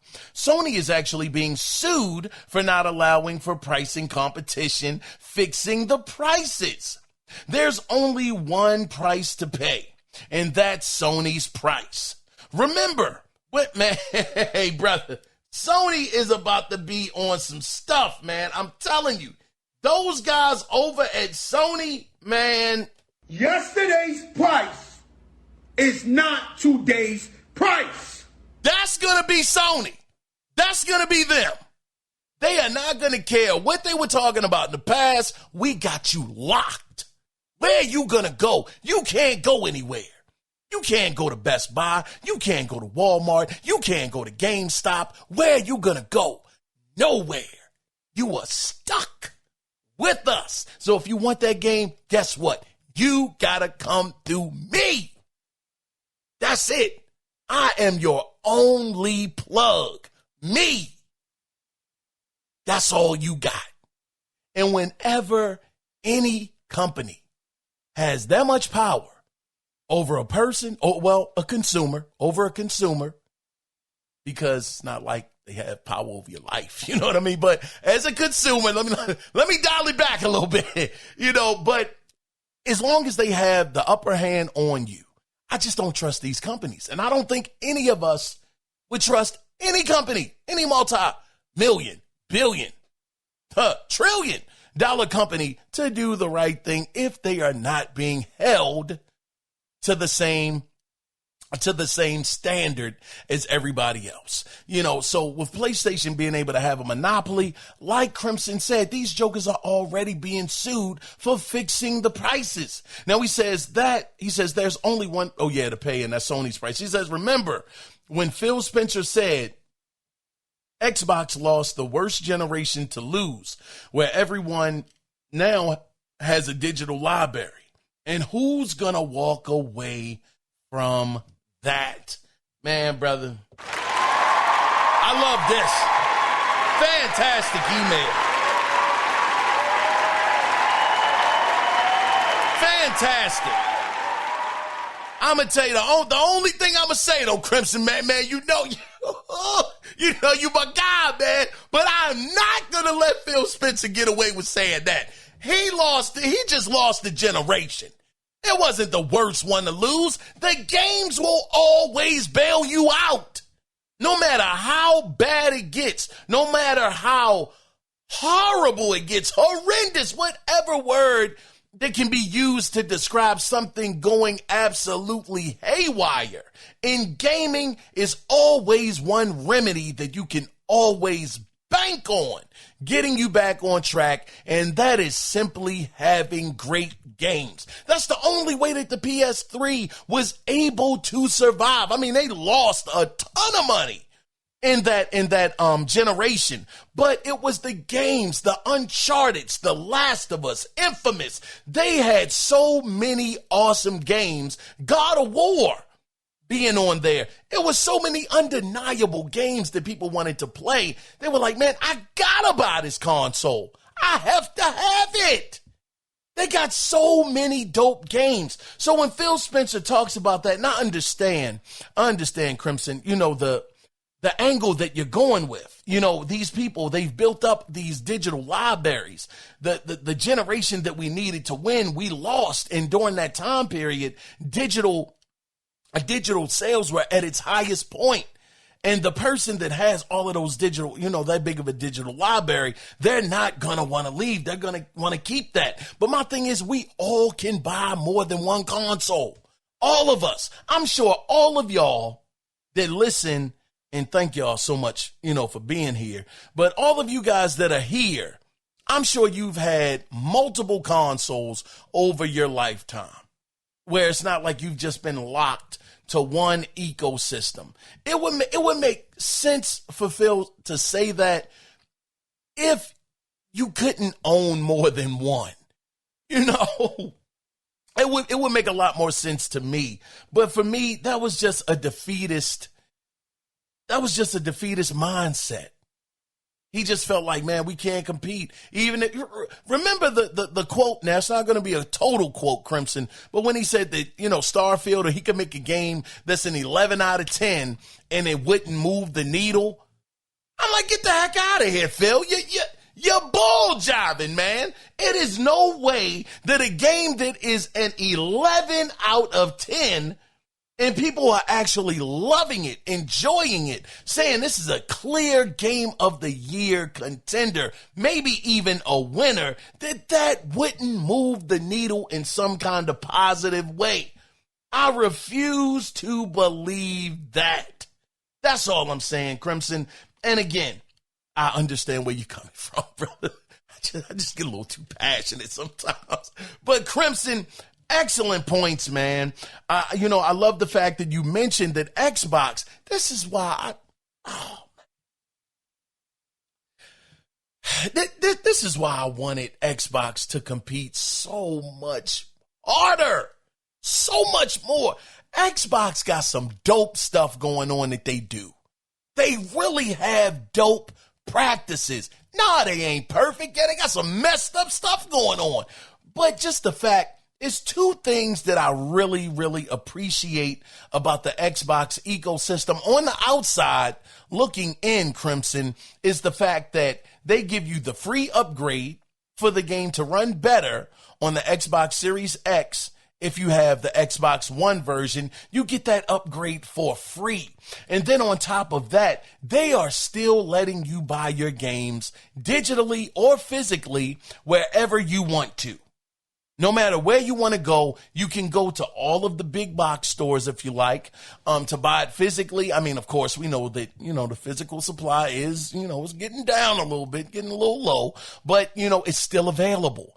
And to Crimson's point, digitally, you want to get some games digitally, that are Xbox games, feel free. Best Buy will have it. Target will have it.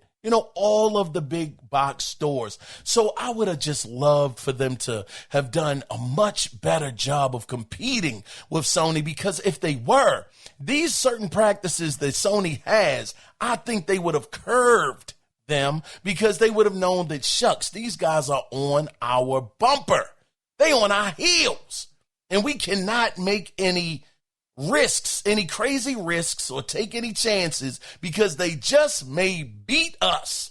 They might take more shares, more mind share away from us, more customers. So we have to tread more carefully. But in this environment where PlayStation is they're running the gamut. They have the gauntlet, and I understand that Nintendo is out there, but they are two totally different places to game. Totally different. PlayStation's exclusives are not Nintendo's exclusives. Not even close. Not even close.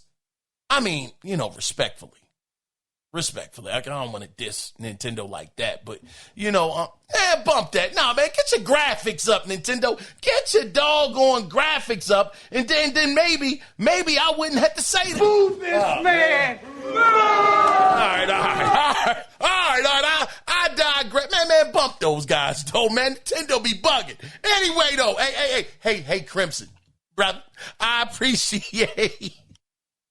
Oh, man, I appreciated your email, man. Great points, though. Seriously, I'm messing around, just kidding around. But, seriously, no, it's going to be an interesting environment to look at. Once this generation is over, some people think 2028, these consoles are still going to come out. I don't think so. I don't think they can afford it. People can't afford the consoles that are out there right now.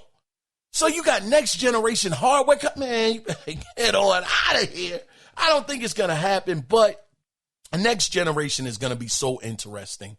And Asha Sharma, I still believe in her. I think she's going to do something awesome. We're going to talk about the studios in just a little bit. I know this is a very lengthy episode, so, pardon me, but, I just love hanging out with y'all. It's not about the time with these shows, with the listener feedback and all that stuff. So, but we'll get there.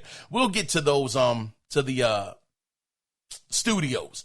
But up next, we have, looks like, Cody, you getting ready to take us out into the sunset, brother. Oh, man, here's one of those long ones. All right, man, the novelist himself, Mr. Cody Clark. This is his email. The name of this email is Begun the Steam Wars Have. He says Microsoft and Sony are a mess. It's like Sauron and Saruman from Lord of the Rings all over again. So I have seen another flood if people taking shots. Wait. Let me read that again. He says it's like Sauron and Saruman from Lord of the Rings all over again. So I have seen another flood if people taking shots at how, quote, bad the Steam Machine is. The Steam Machine is supposed to be a small, friendly, quiet, easy to use, plug and play, once you download your games from your Steam account to your TV. Sure, the AI/supply chain screwed it all up. Let's ignore the fact that likely in the next 3 to 5 years, the new PS6 will be a $1,500 to $2,000 box with no discs, and you will need to pay $150 a year for online. God. Show me the money. Man,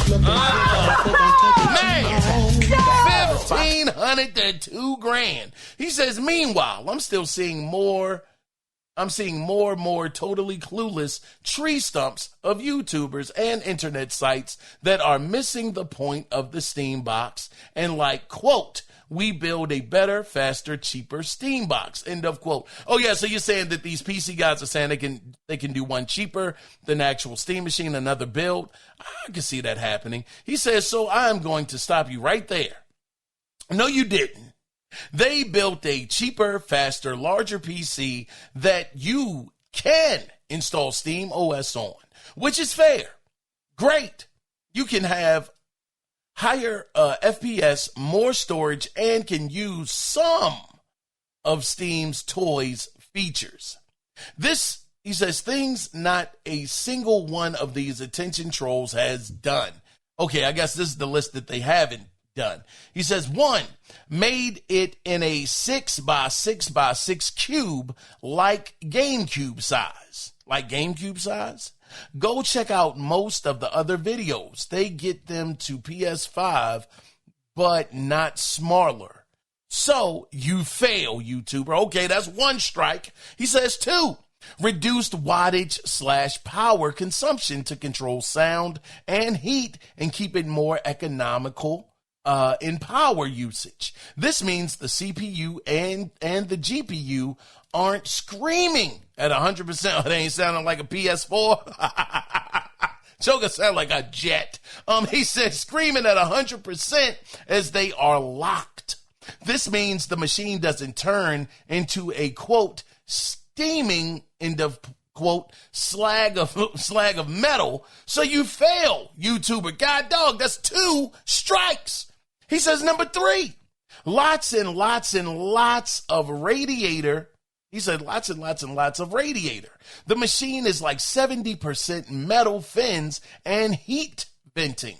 This means since the fans are made for pressure and being quiet, plus the airflow in the machine, the Steam machine is super quiet, like 30 to 50 decibels.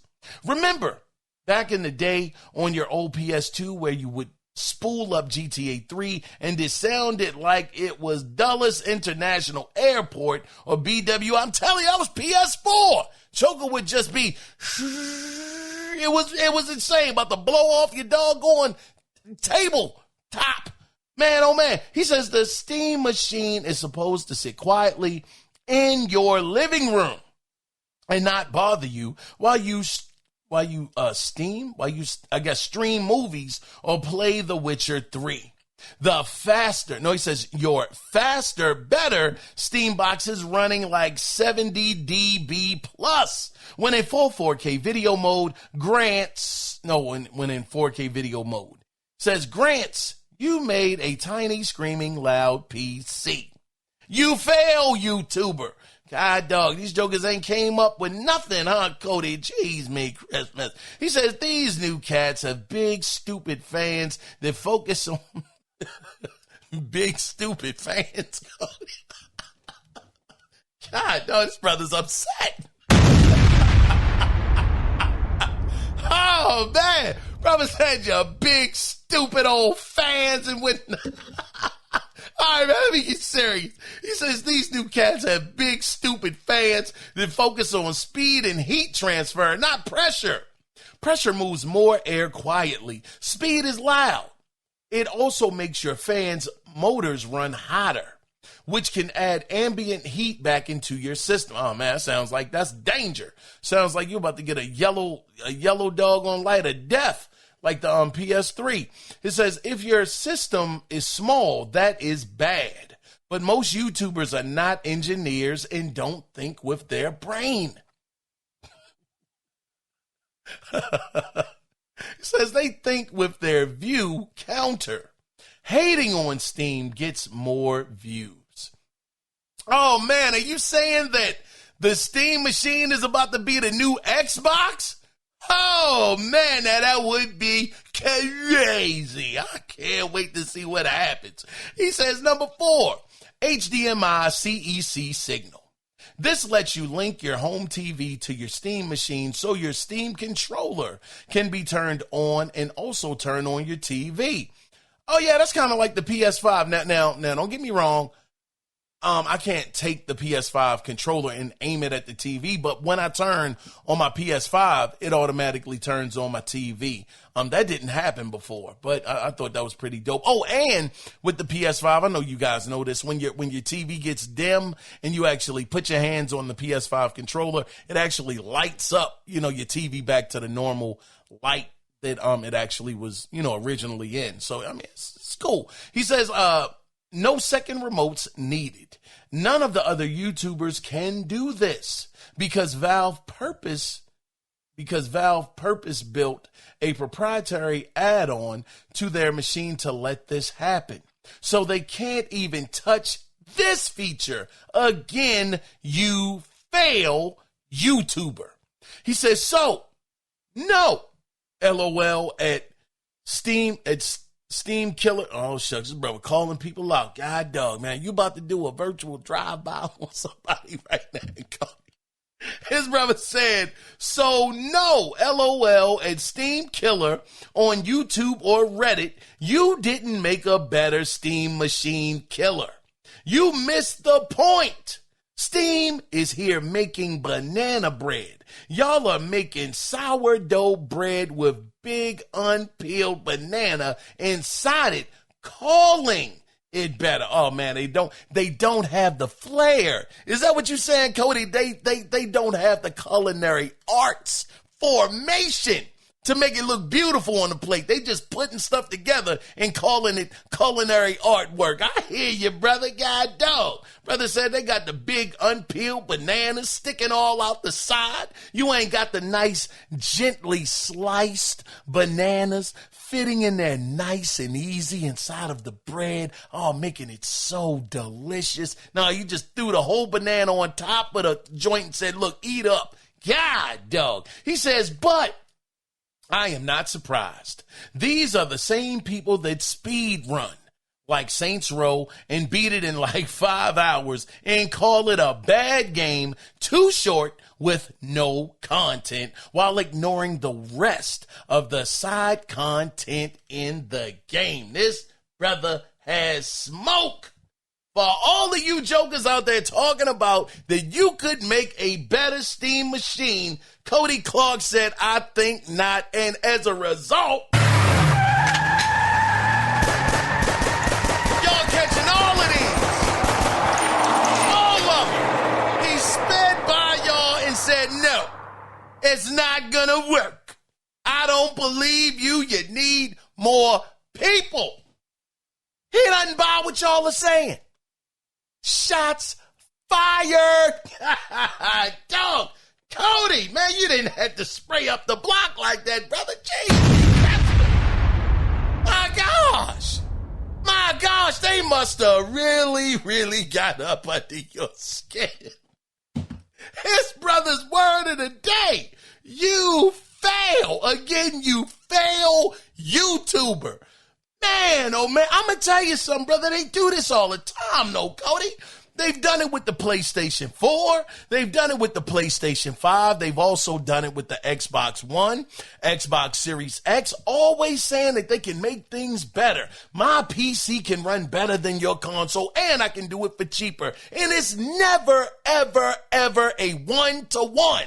And every time they've tried to do it with the PS5, I can't say too much about the Xbox Series. I didn't really follow the Series X too much. But with the PS5, they would always be missing some kind of component and say, oh yeah, you don't have to worry about that. Well, hold on, brother. Then that's not a one-to-one match. If you can't give me the same hard drive, give me the same Blu-ray player that they have inside, Same processor. No, you can't tell me they're just selling me the same thing when you cut corners. And it seems like that's what Cody is saying. These guys are cutting corners just to try and make their point valid that they can make a Steam Machine replica cheaper than what Valve is selling it for. Hold on, not doggone. Is it Valve? Steam. Steam is under Valve, right? Anyway, y'all know what I'm saying. They always try to do this and they always come up short. I'm not going to say they always come up short. Let me not be, too harsh. But it seems like the videos I've seen, they're always cutting corners. So this is interesting, man. Again, for me, the Steam Machine, it's not even as powerful as a base PS5 or a Series X. And those consoles are a fraction. Not a fraction. Let me not go that far, but they're cheaper. They are a much cheaper option than going to get a Steam Machine. And granted, if you are a PC user and you enjoy the Steam interface and you want to bring that kind of experience into your living room, then maybe it makes sense for you to get a Steam Machine. But if you're just trying to find the best bang for your buck, where you're going to be able to get your games to look as beautiful as possible and not break the bank, then I would say get a PS5 or Xbox Series X, because those are better machines and they're cheaper. But Steam does have its perks because you'll have the store, you'll have access to a ton of PC games, some of them that could be good, so if that does work for you, then yeah, pick up the Steam Machine and enjoy yourself. That's all I can say. But Cody, I really appreciated this email, man. You calling out everybody, talking about they can do it better. Cody said, I think not, you barbarian Jew. Oh my gosh. Cody said these jokers out here thinking they cooking up some work. Cooking up some nice bread and they throwing whole bananas unsliced onto the bread. This is nuts. Oh, man, Cody. Cody, you got one more email here, brother. And you're going to take us out into the sunset on this episode. So let me see. The title of your final email and the final email for the show is When Outrage is the Premium Choice. He says, man, watching more and more YouTubers. God, dog, Cody, you ain't going to let these people live this week, man. Jeez, me, Crispy, what is this about? He says, watching more and more YouTubers just cry about non-value that is the Steam Machine again and again. It just gets to me. Just wait 6 months. PlayStation and Xbox will be there too. Man, what you mean by that, Cody? He says, watched a dude who does tons of gaming, PC and console news, vent and just emo about dropping $1,500 on the top of the line Steam Machine and being so disappointed. I'm like, dude, bro, you saw the specs before the system came out. You knew what you were getting into. You also can see the things that Steam Valve was focusing on clear as day. It was not meant to be a top-end gaming PC. Watch a Gamer Nexus or LTT video, you would know that in the first 5 minutes. This dude is emo because he bought a 2-door, 2-cylinder Volkswagen Rabbit with 80 brake horsepower, a 9-gallon tank, plastic body, and no spare tire that, due to inflation and whatever was $40,000, with all of that laid out in front of him, and he was like, quote, I'm so mad, end of quote. At this point, it feels like most PC YouTubers are just gaming outrage for views. He says, bro had the privilege of having $1,500 to spend on anything, No, let me say that again. Bro had the privilege if having $1,500 to spend on anything, spent it on a thing that had all its specs listed for weeks on the order site. How much steaks and lobster was that? How many credit card payments was that? And yeah, that brother, man, $1,500. God dog could have got a couple of lobsters and steaks and maybe some lamb chops. You know, he could have been eating amazing off of $1,500 for quite a few meals. He says, gaming is suffering and developers are suffering. Creators are suffering, and these cats have to have a complex and act like they are suffering worse than the rest of us. 99% chance bro can sell that machine for no less and be 0% worse off. But he's a YouTuber. He will get views and AdSense and sponsorships and write it off in taxes. Yeah, I mean, he could do that for sure. He says entitlement. Entitlement? Yeah, even I see it. I say this also as a cis white male downing in privilege. And even I'm like, quote, dude, are you a margarita? Are you a margarita? Because you are being extra sour. End of quote. Not feeling this PC/gamer YouTube playbook ATM. Jeez, me Christmas. Darn. Dog, Cody, they really got you revved up this week. And they got the good brother Cody revved up.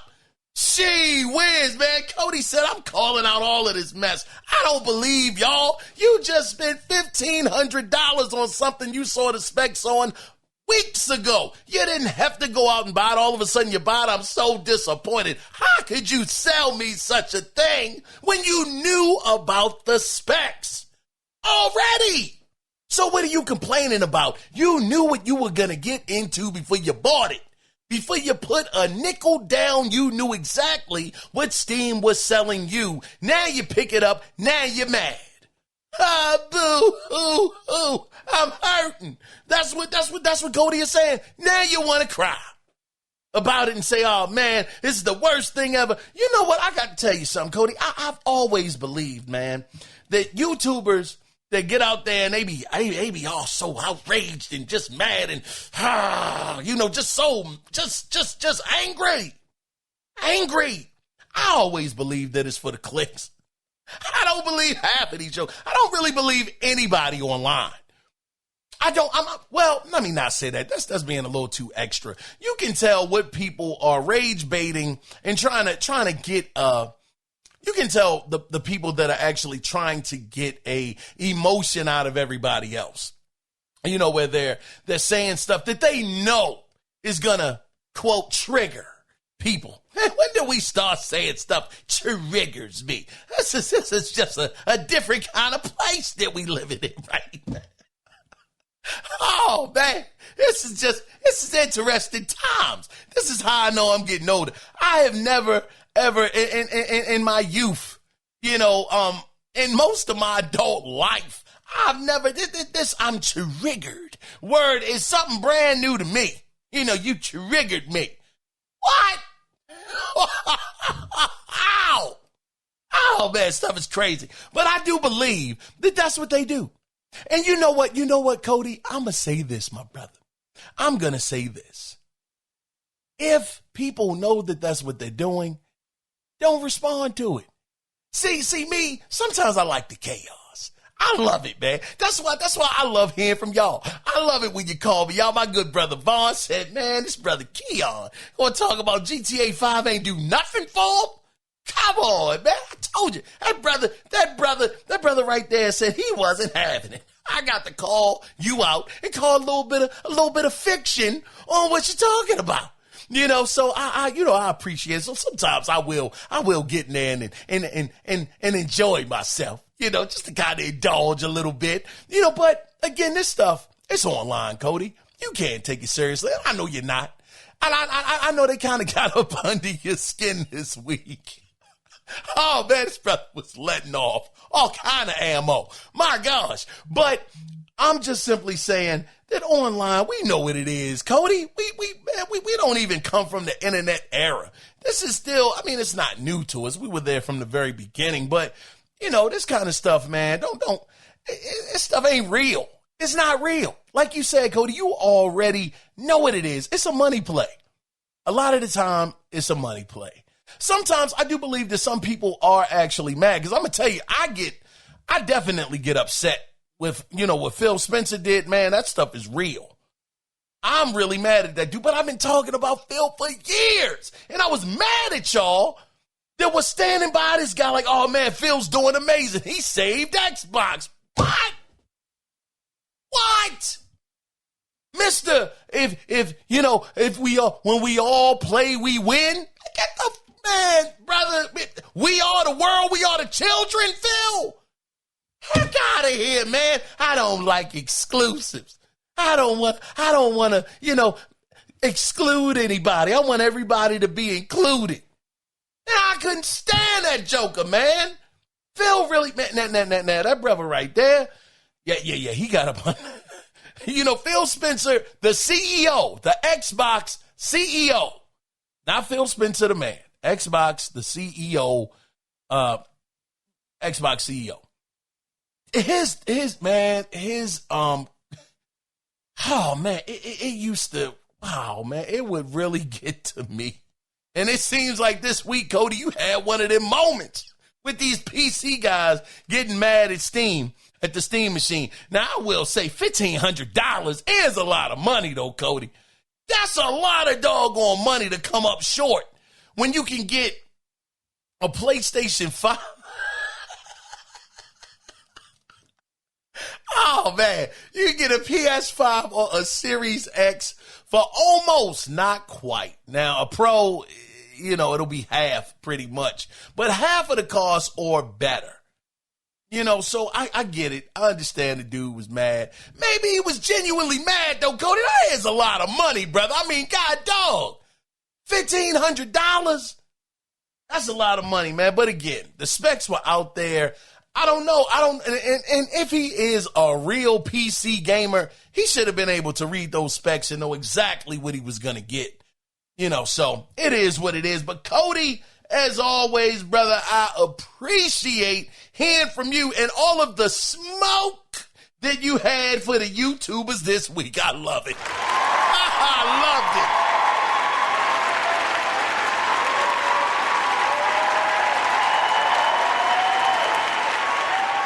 Oh, man, we going extra long this week. But you know what? I'm going to get to a few gaming stories real quick. And again, shout out to Mike J for sending this to me. I got this from Polygon.com. So Mike J sent me, a great news story, allegedly. You know what? So since this is alleged, we got to talk about some rumors.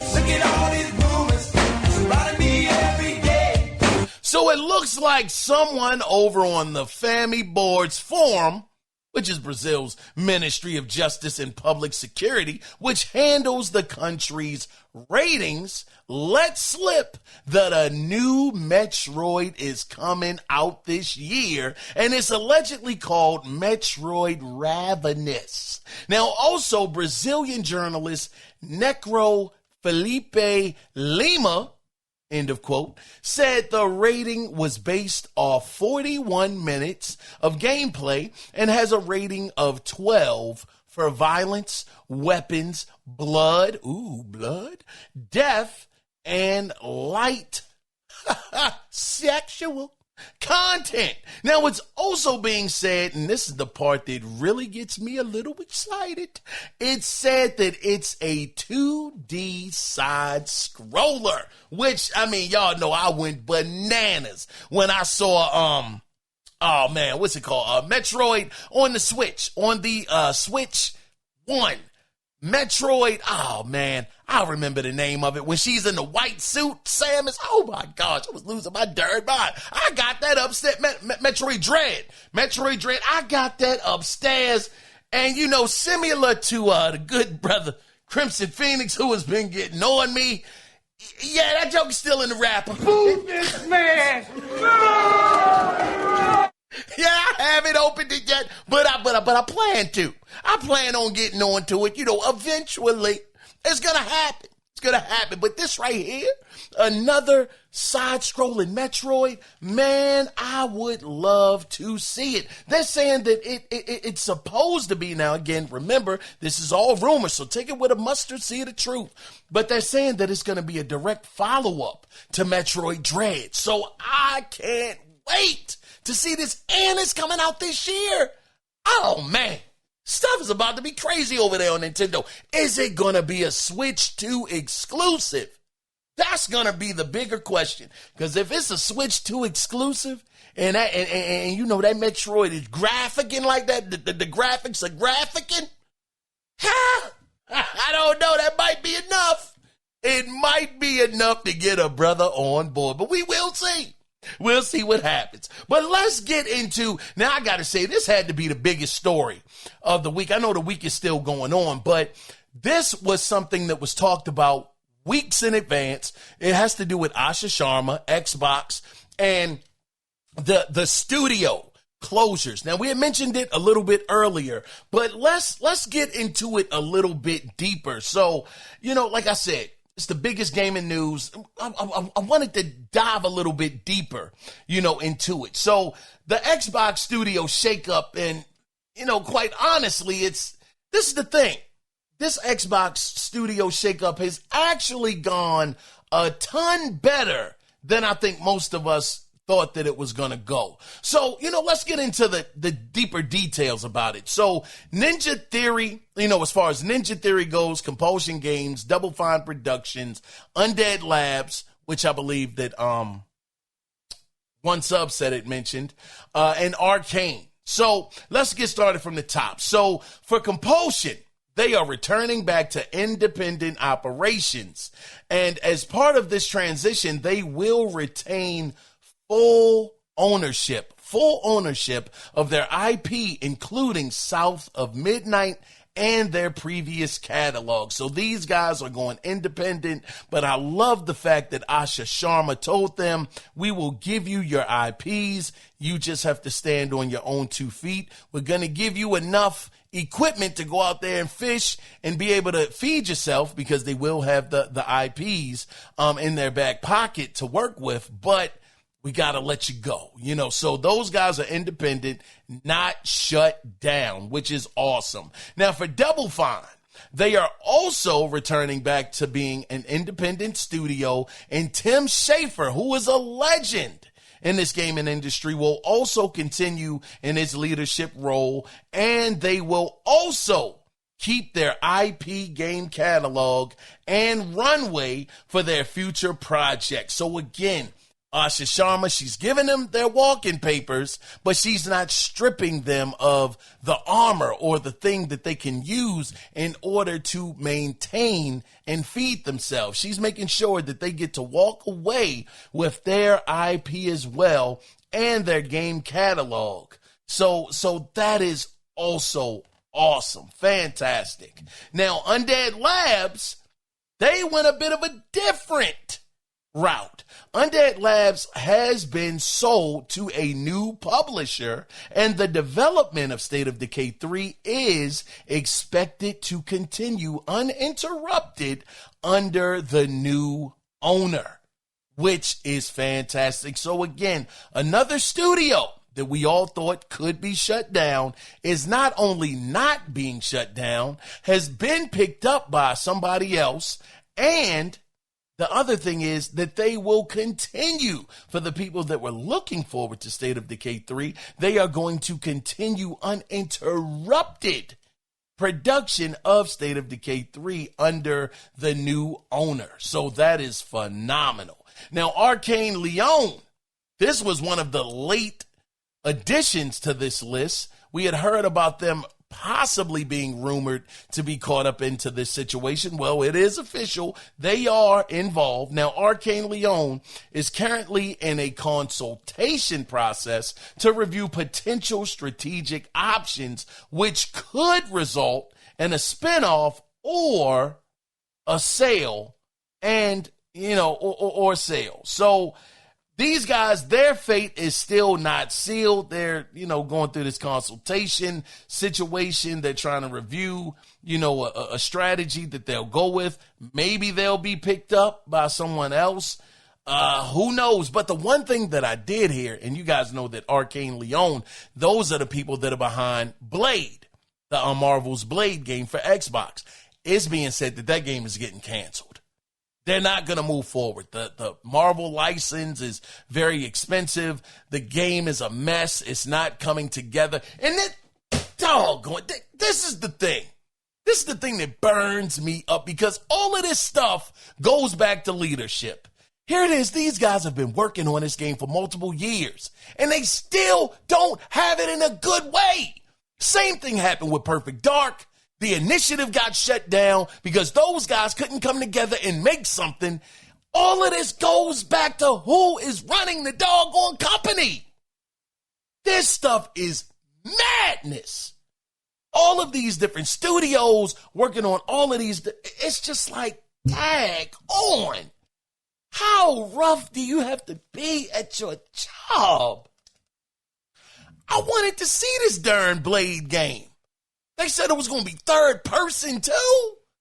I wanted to see at least what they would be able to do with it. They're saying the game is in shambles. It's a mess. And we've been hearing this. Golly, man. We've been hearing this so much inside of Xbox. Like, what are you doing? What are you doing? Are you checking in on the studios? Or are you just, y'all remember Phil made it seem like he was just like, man, y'all do y'all. I ain't going to do no checkups. I mean, of course, I don't know what Phil was really doing. I don't know what Matt Booty was doing. I don't know. It just seemed like everything is in shambles when it comes to these guys. Everything. So the game is, man, that thing is probably getting canceled, which it should. If you can't get it together, man, dog, I'm not going to keep on giving y'all. I'm sure that's Microsoft's thought. I'm not going to keep giving y'all all of this money, and y'all aren't able to bring something together. We losing billions of dollars on y'all. We ain't going to keep on feeding your machine, and you're not giving us anything back. That's why Asha has to do all of these different changes and all of these switch arounds and things like that. So again, for Arcane Leon, they may be shut down. They may be sold. Nobody really knows. They might be spent off. Who knows what's going to happen with them. So they're still in negotiations, as it were. But for my favorite studio out of all of these guys, y'all know it's Ninja Theory. Ninja Theory to me was the closest studio that these guys over at Xbox had to Naughty Dog. I know some of y'all might say that the Coalition is that studio, but for me, Ninja Theory just had that cinematic flair of what they were able to do with their game. So Ninja Theory was definitely my favorite pickup that Xbox had got, and we know we had heard that those guys were gonna be on the chopping block as well, which really, really hurt my feelings. Man, I was really, really sad about this. But Ninja Theory, it's actually a happy ending, because just like Undead Labs, they have also been sold to a new unannounced publisher. So they're going to continue to live. And the thing that I loved to hear is with this unnamed publisher, they're actually going to have assurances that their current work, specifically the Senua franchise, will continue and be completed under the new ownership. Man, my guys over at Ninja Theory live. They survived. They survived. Man, I I was so relieved to hear that Ninja Theory was okay. I'm dead serious, man. I was really over here sweating bullets on what was going to happen with Ninja Theory. Like I said, I'm such a huge fan of Senua. I love the world. I love the character. I love what these guys have built. I've been a fan of Ninja Theory for years. The game that made me a fan of theirs and probably made you guys a fan was, I can't say that for sure, you had to let me know, but it was Enslaved. When I played Enslaved on the 360, I said, these guys are different. This is an awesome game. Before that, they had Heavenly Sword. So these guys have had a tight, great track record. Ninja Theory has always done great work. Always, their whole career. And they're not a big studio. I think it's like less than 80 people that they have. So just the fact that Senua, the game Senua, will be released. They will be able to finish it underneath this new publisher that has picked them up, that they'll be able to bring that game to light. I was so happy, so relieved. I was very, very happy for everybody involved. I mean, we all know we're going to have our favorites. I wear Ninja Theory as my favorite studio out of all of them on my sleeve. I don't take that away, but that doesn't mean that I would want anybody else. Just like, I think it was one subset that said, you know, he doesn't want anybody to lose their job. None of us do. This is a very, very tough environment that we live in right now. Stuff is so high. Things are just bananas when it comes to the economy. I wouldn't want anybody to go through any financial hardship more than what they already got going on, especially losing their job. My God, that is just the last thing any of us want to happen to them. So I would darn sure not want that to happen to any of these guys. And again, this was a happy ending.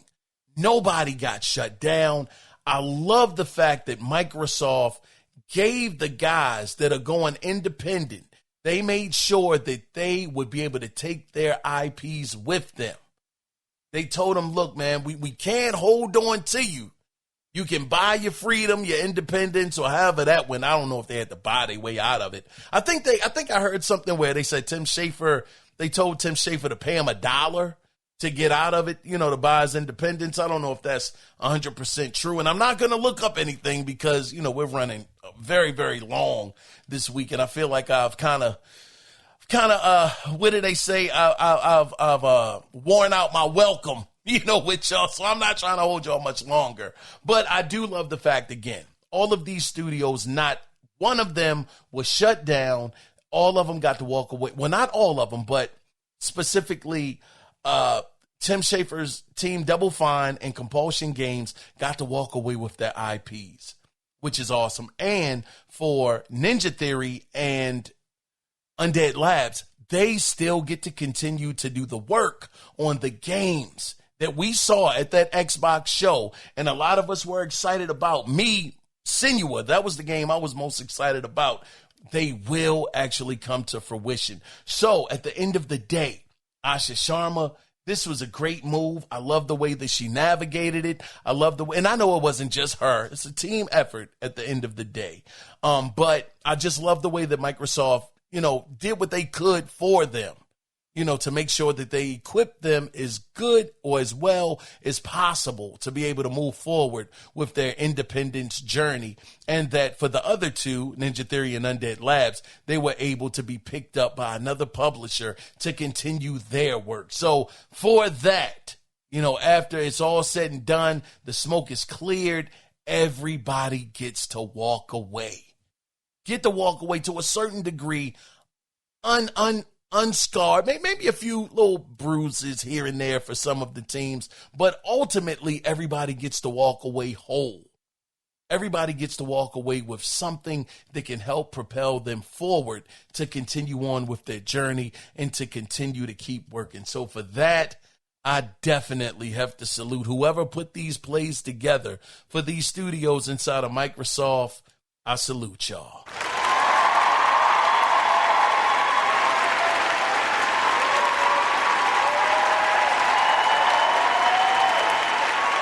Man, oh man, this was a long one this week. It is almost 10 o'clock at night.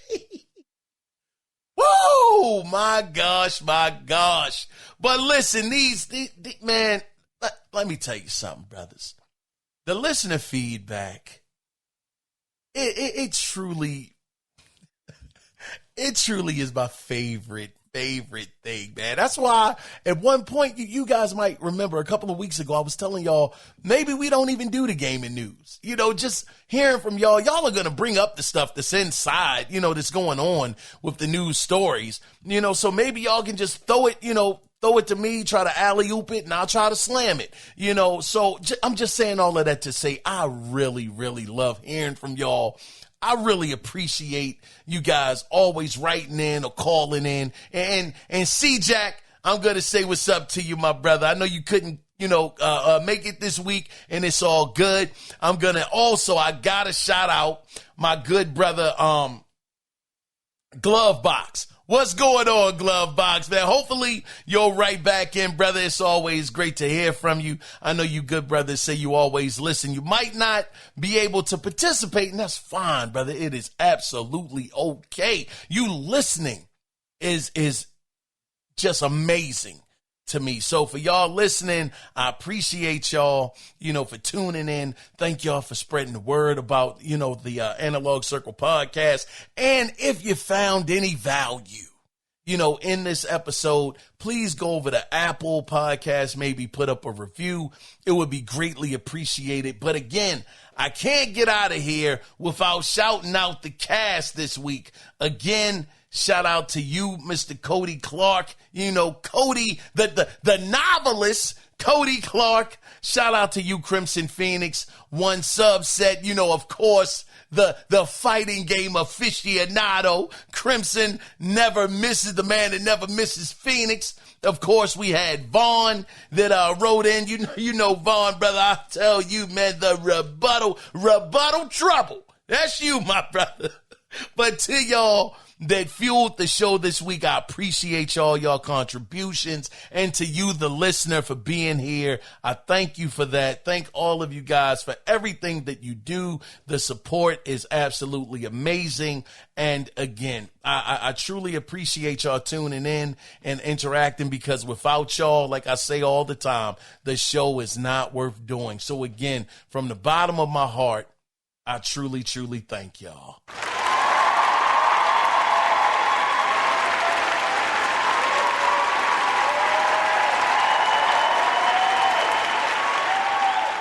So with that being said, listen, I don't know if y'all are going to be able to turn it around by Wednesday and write in, but who knows, maybe, I hope so, because I believe this Sunday, did I say Wednesday? I meant to say Sunday. Sunday, we will definitely be back at it again, but of course, it all depends on if you guys write in. But until that time, always remember one thing.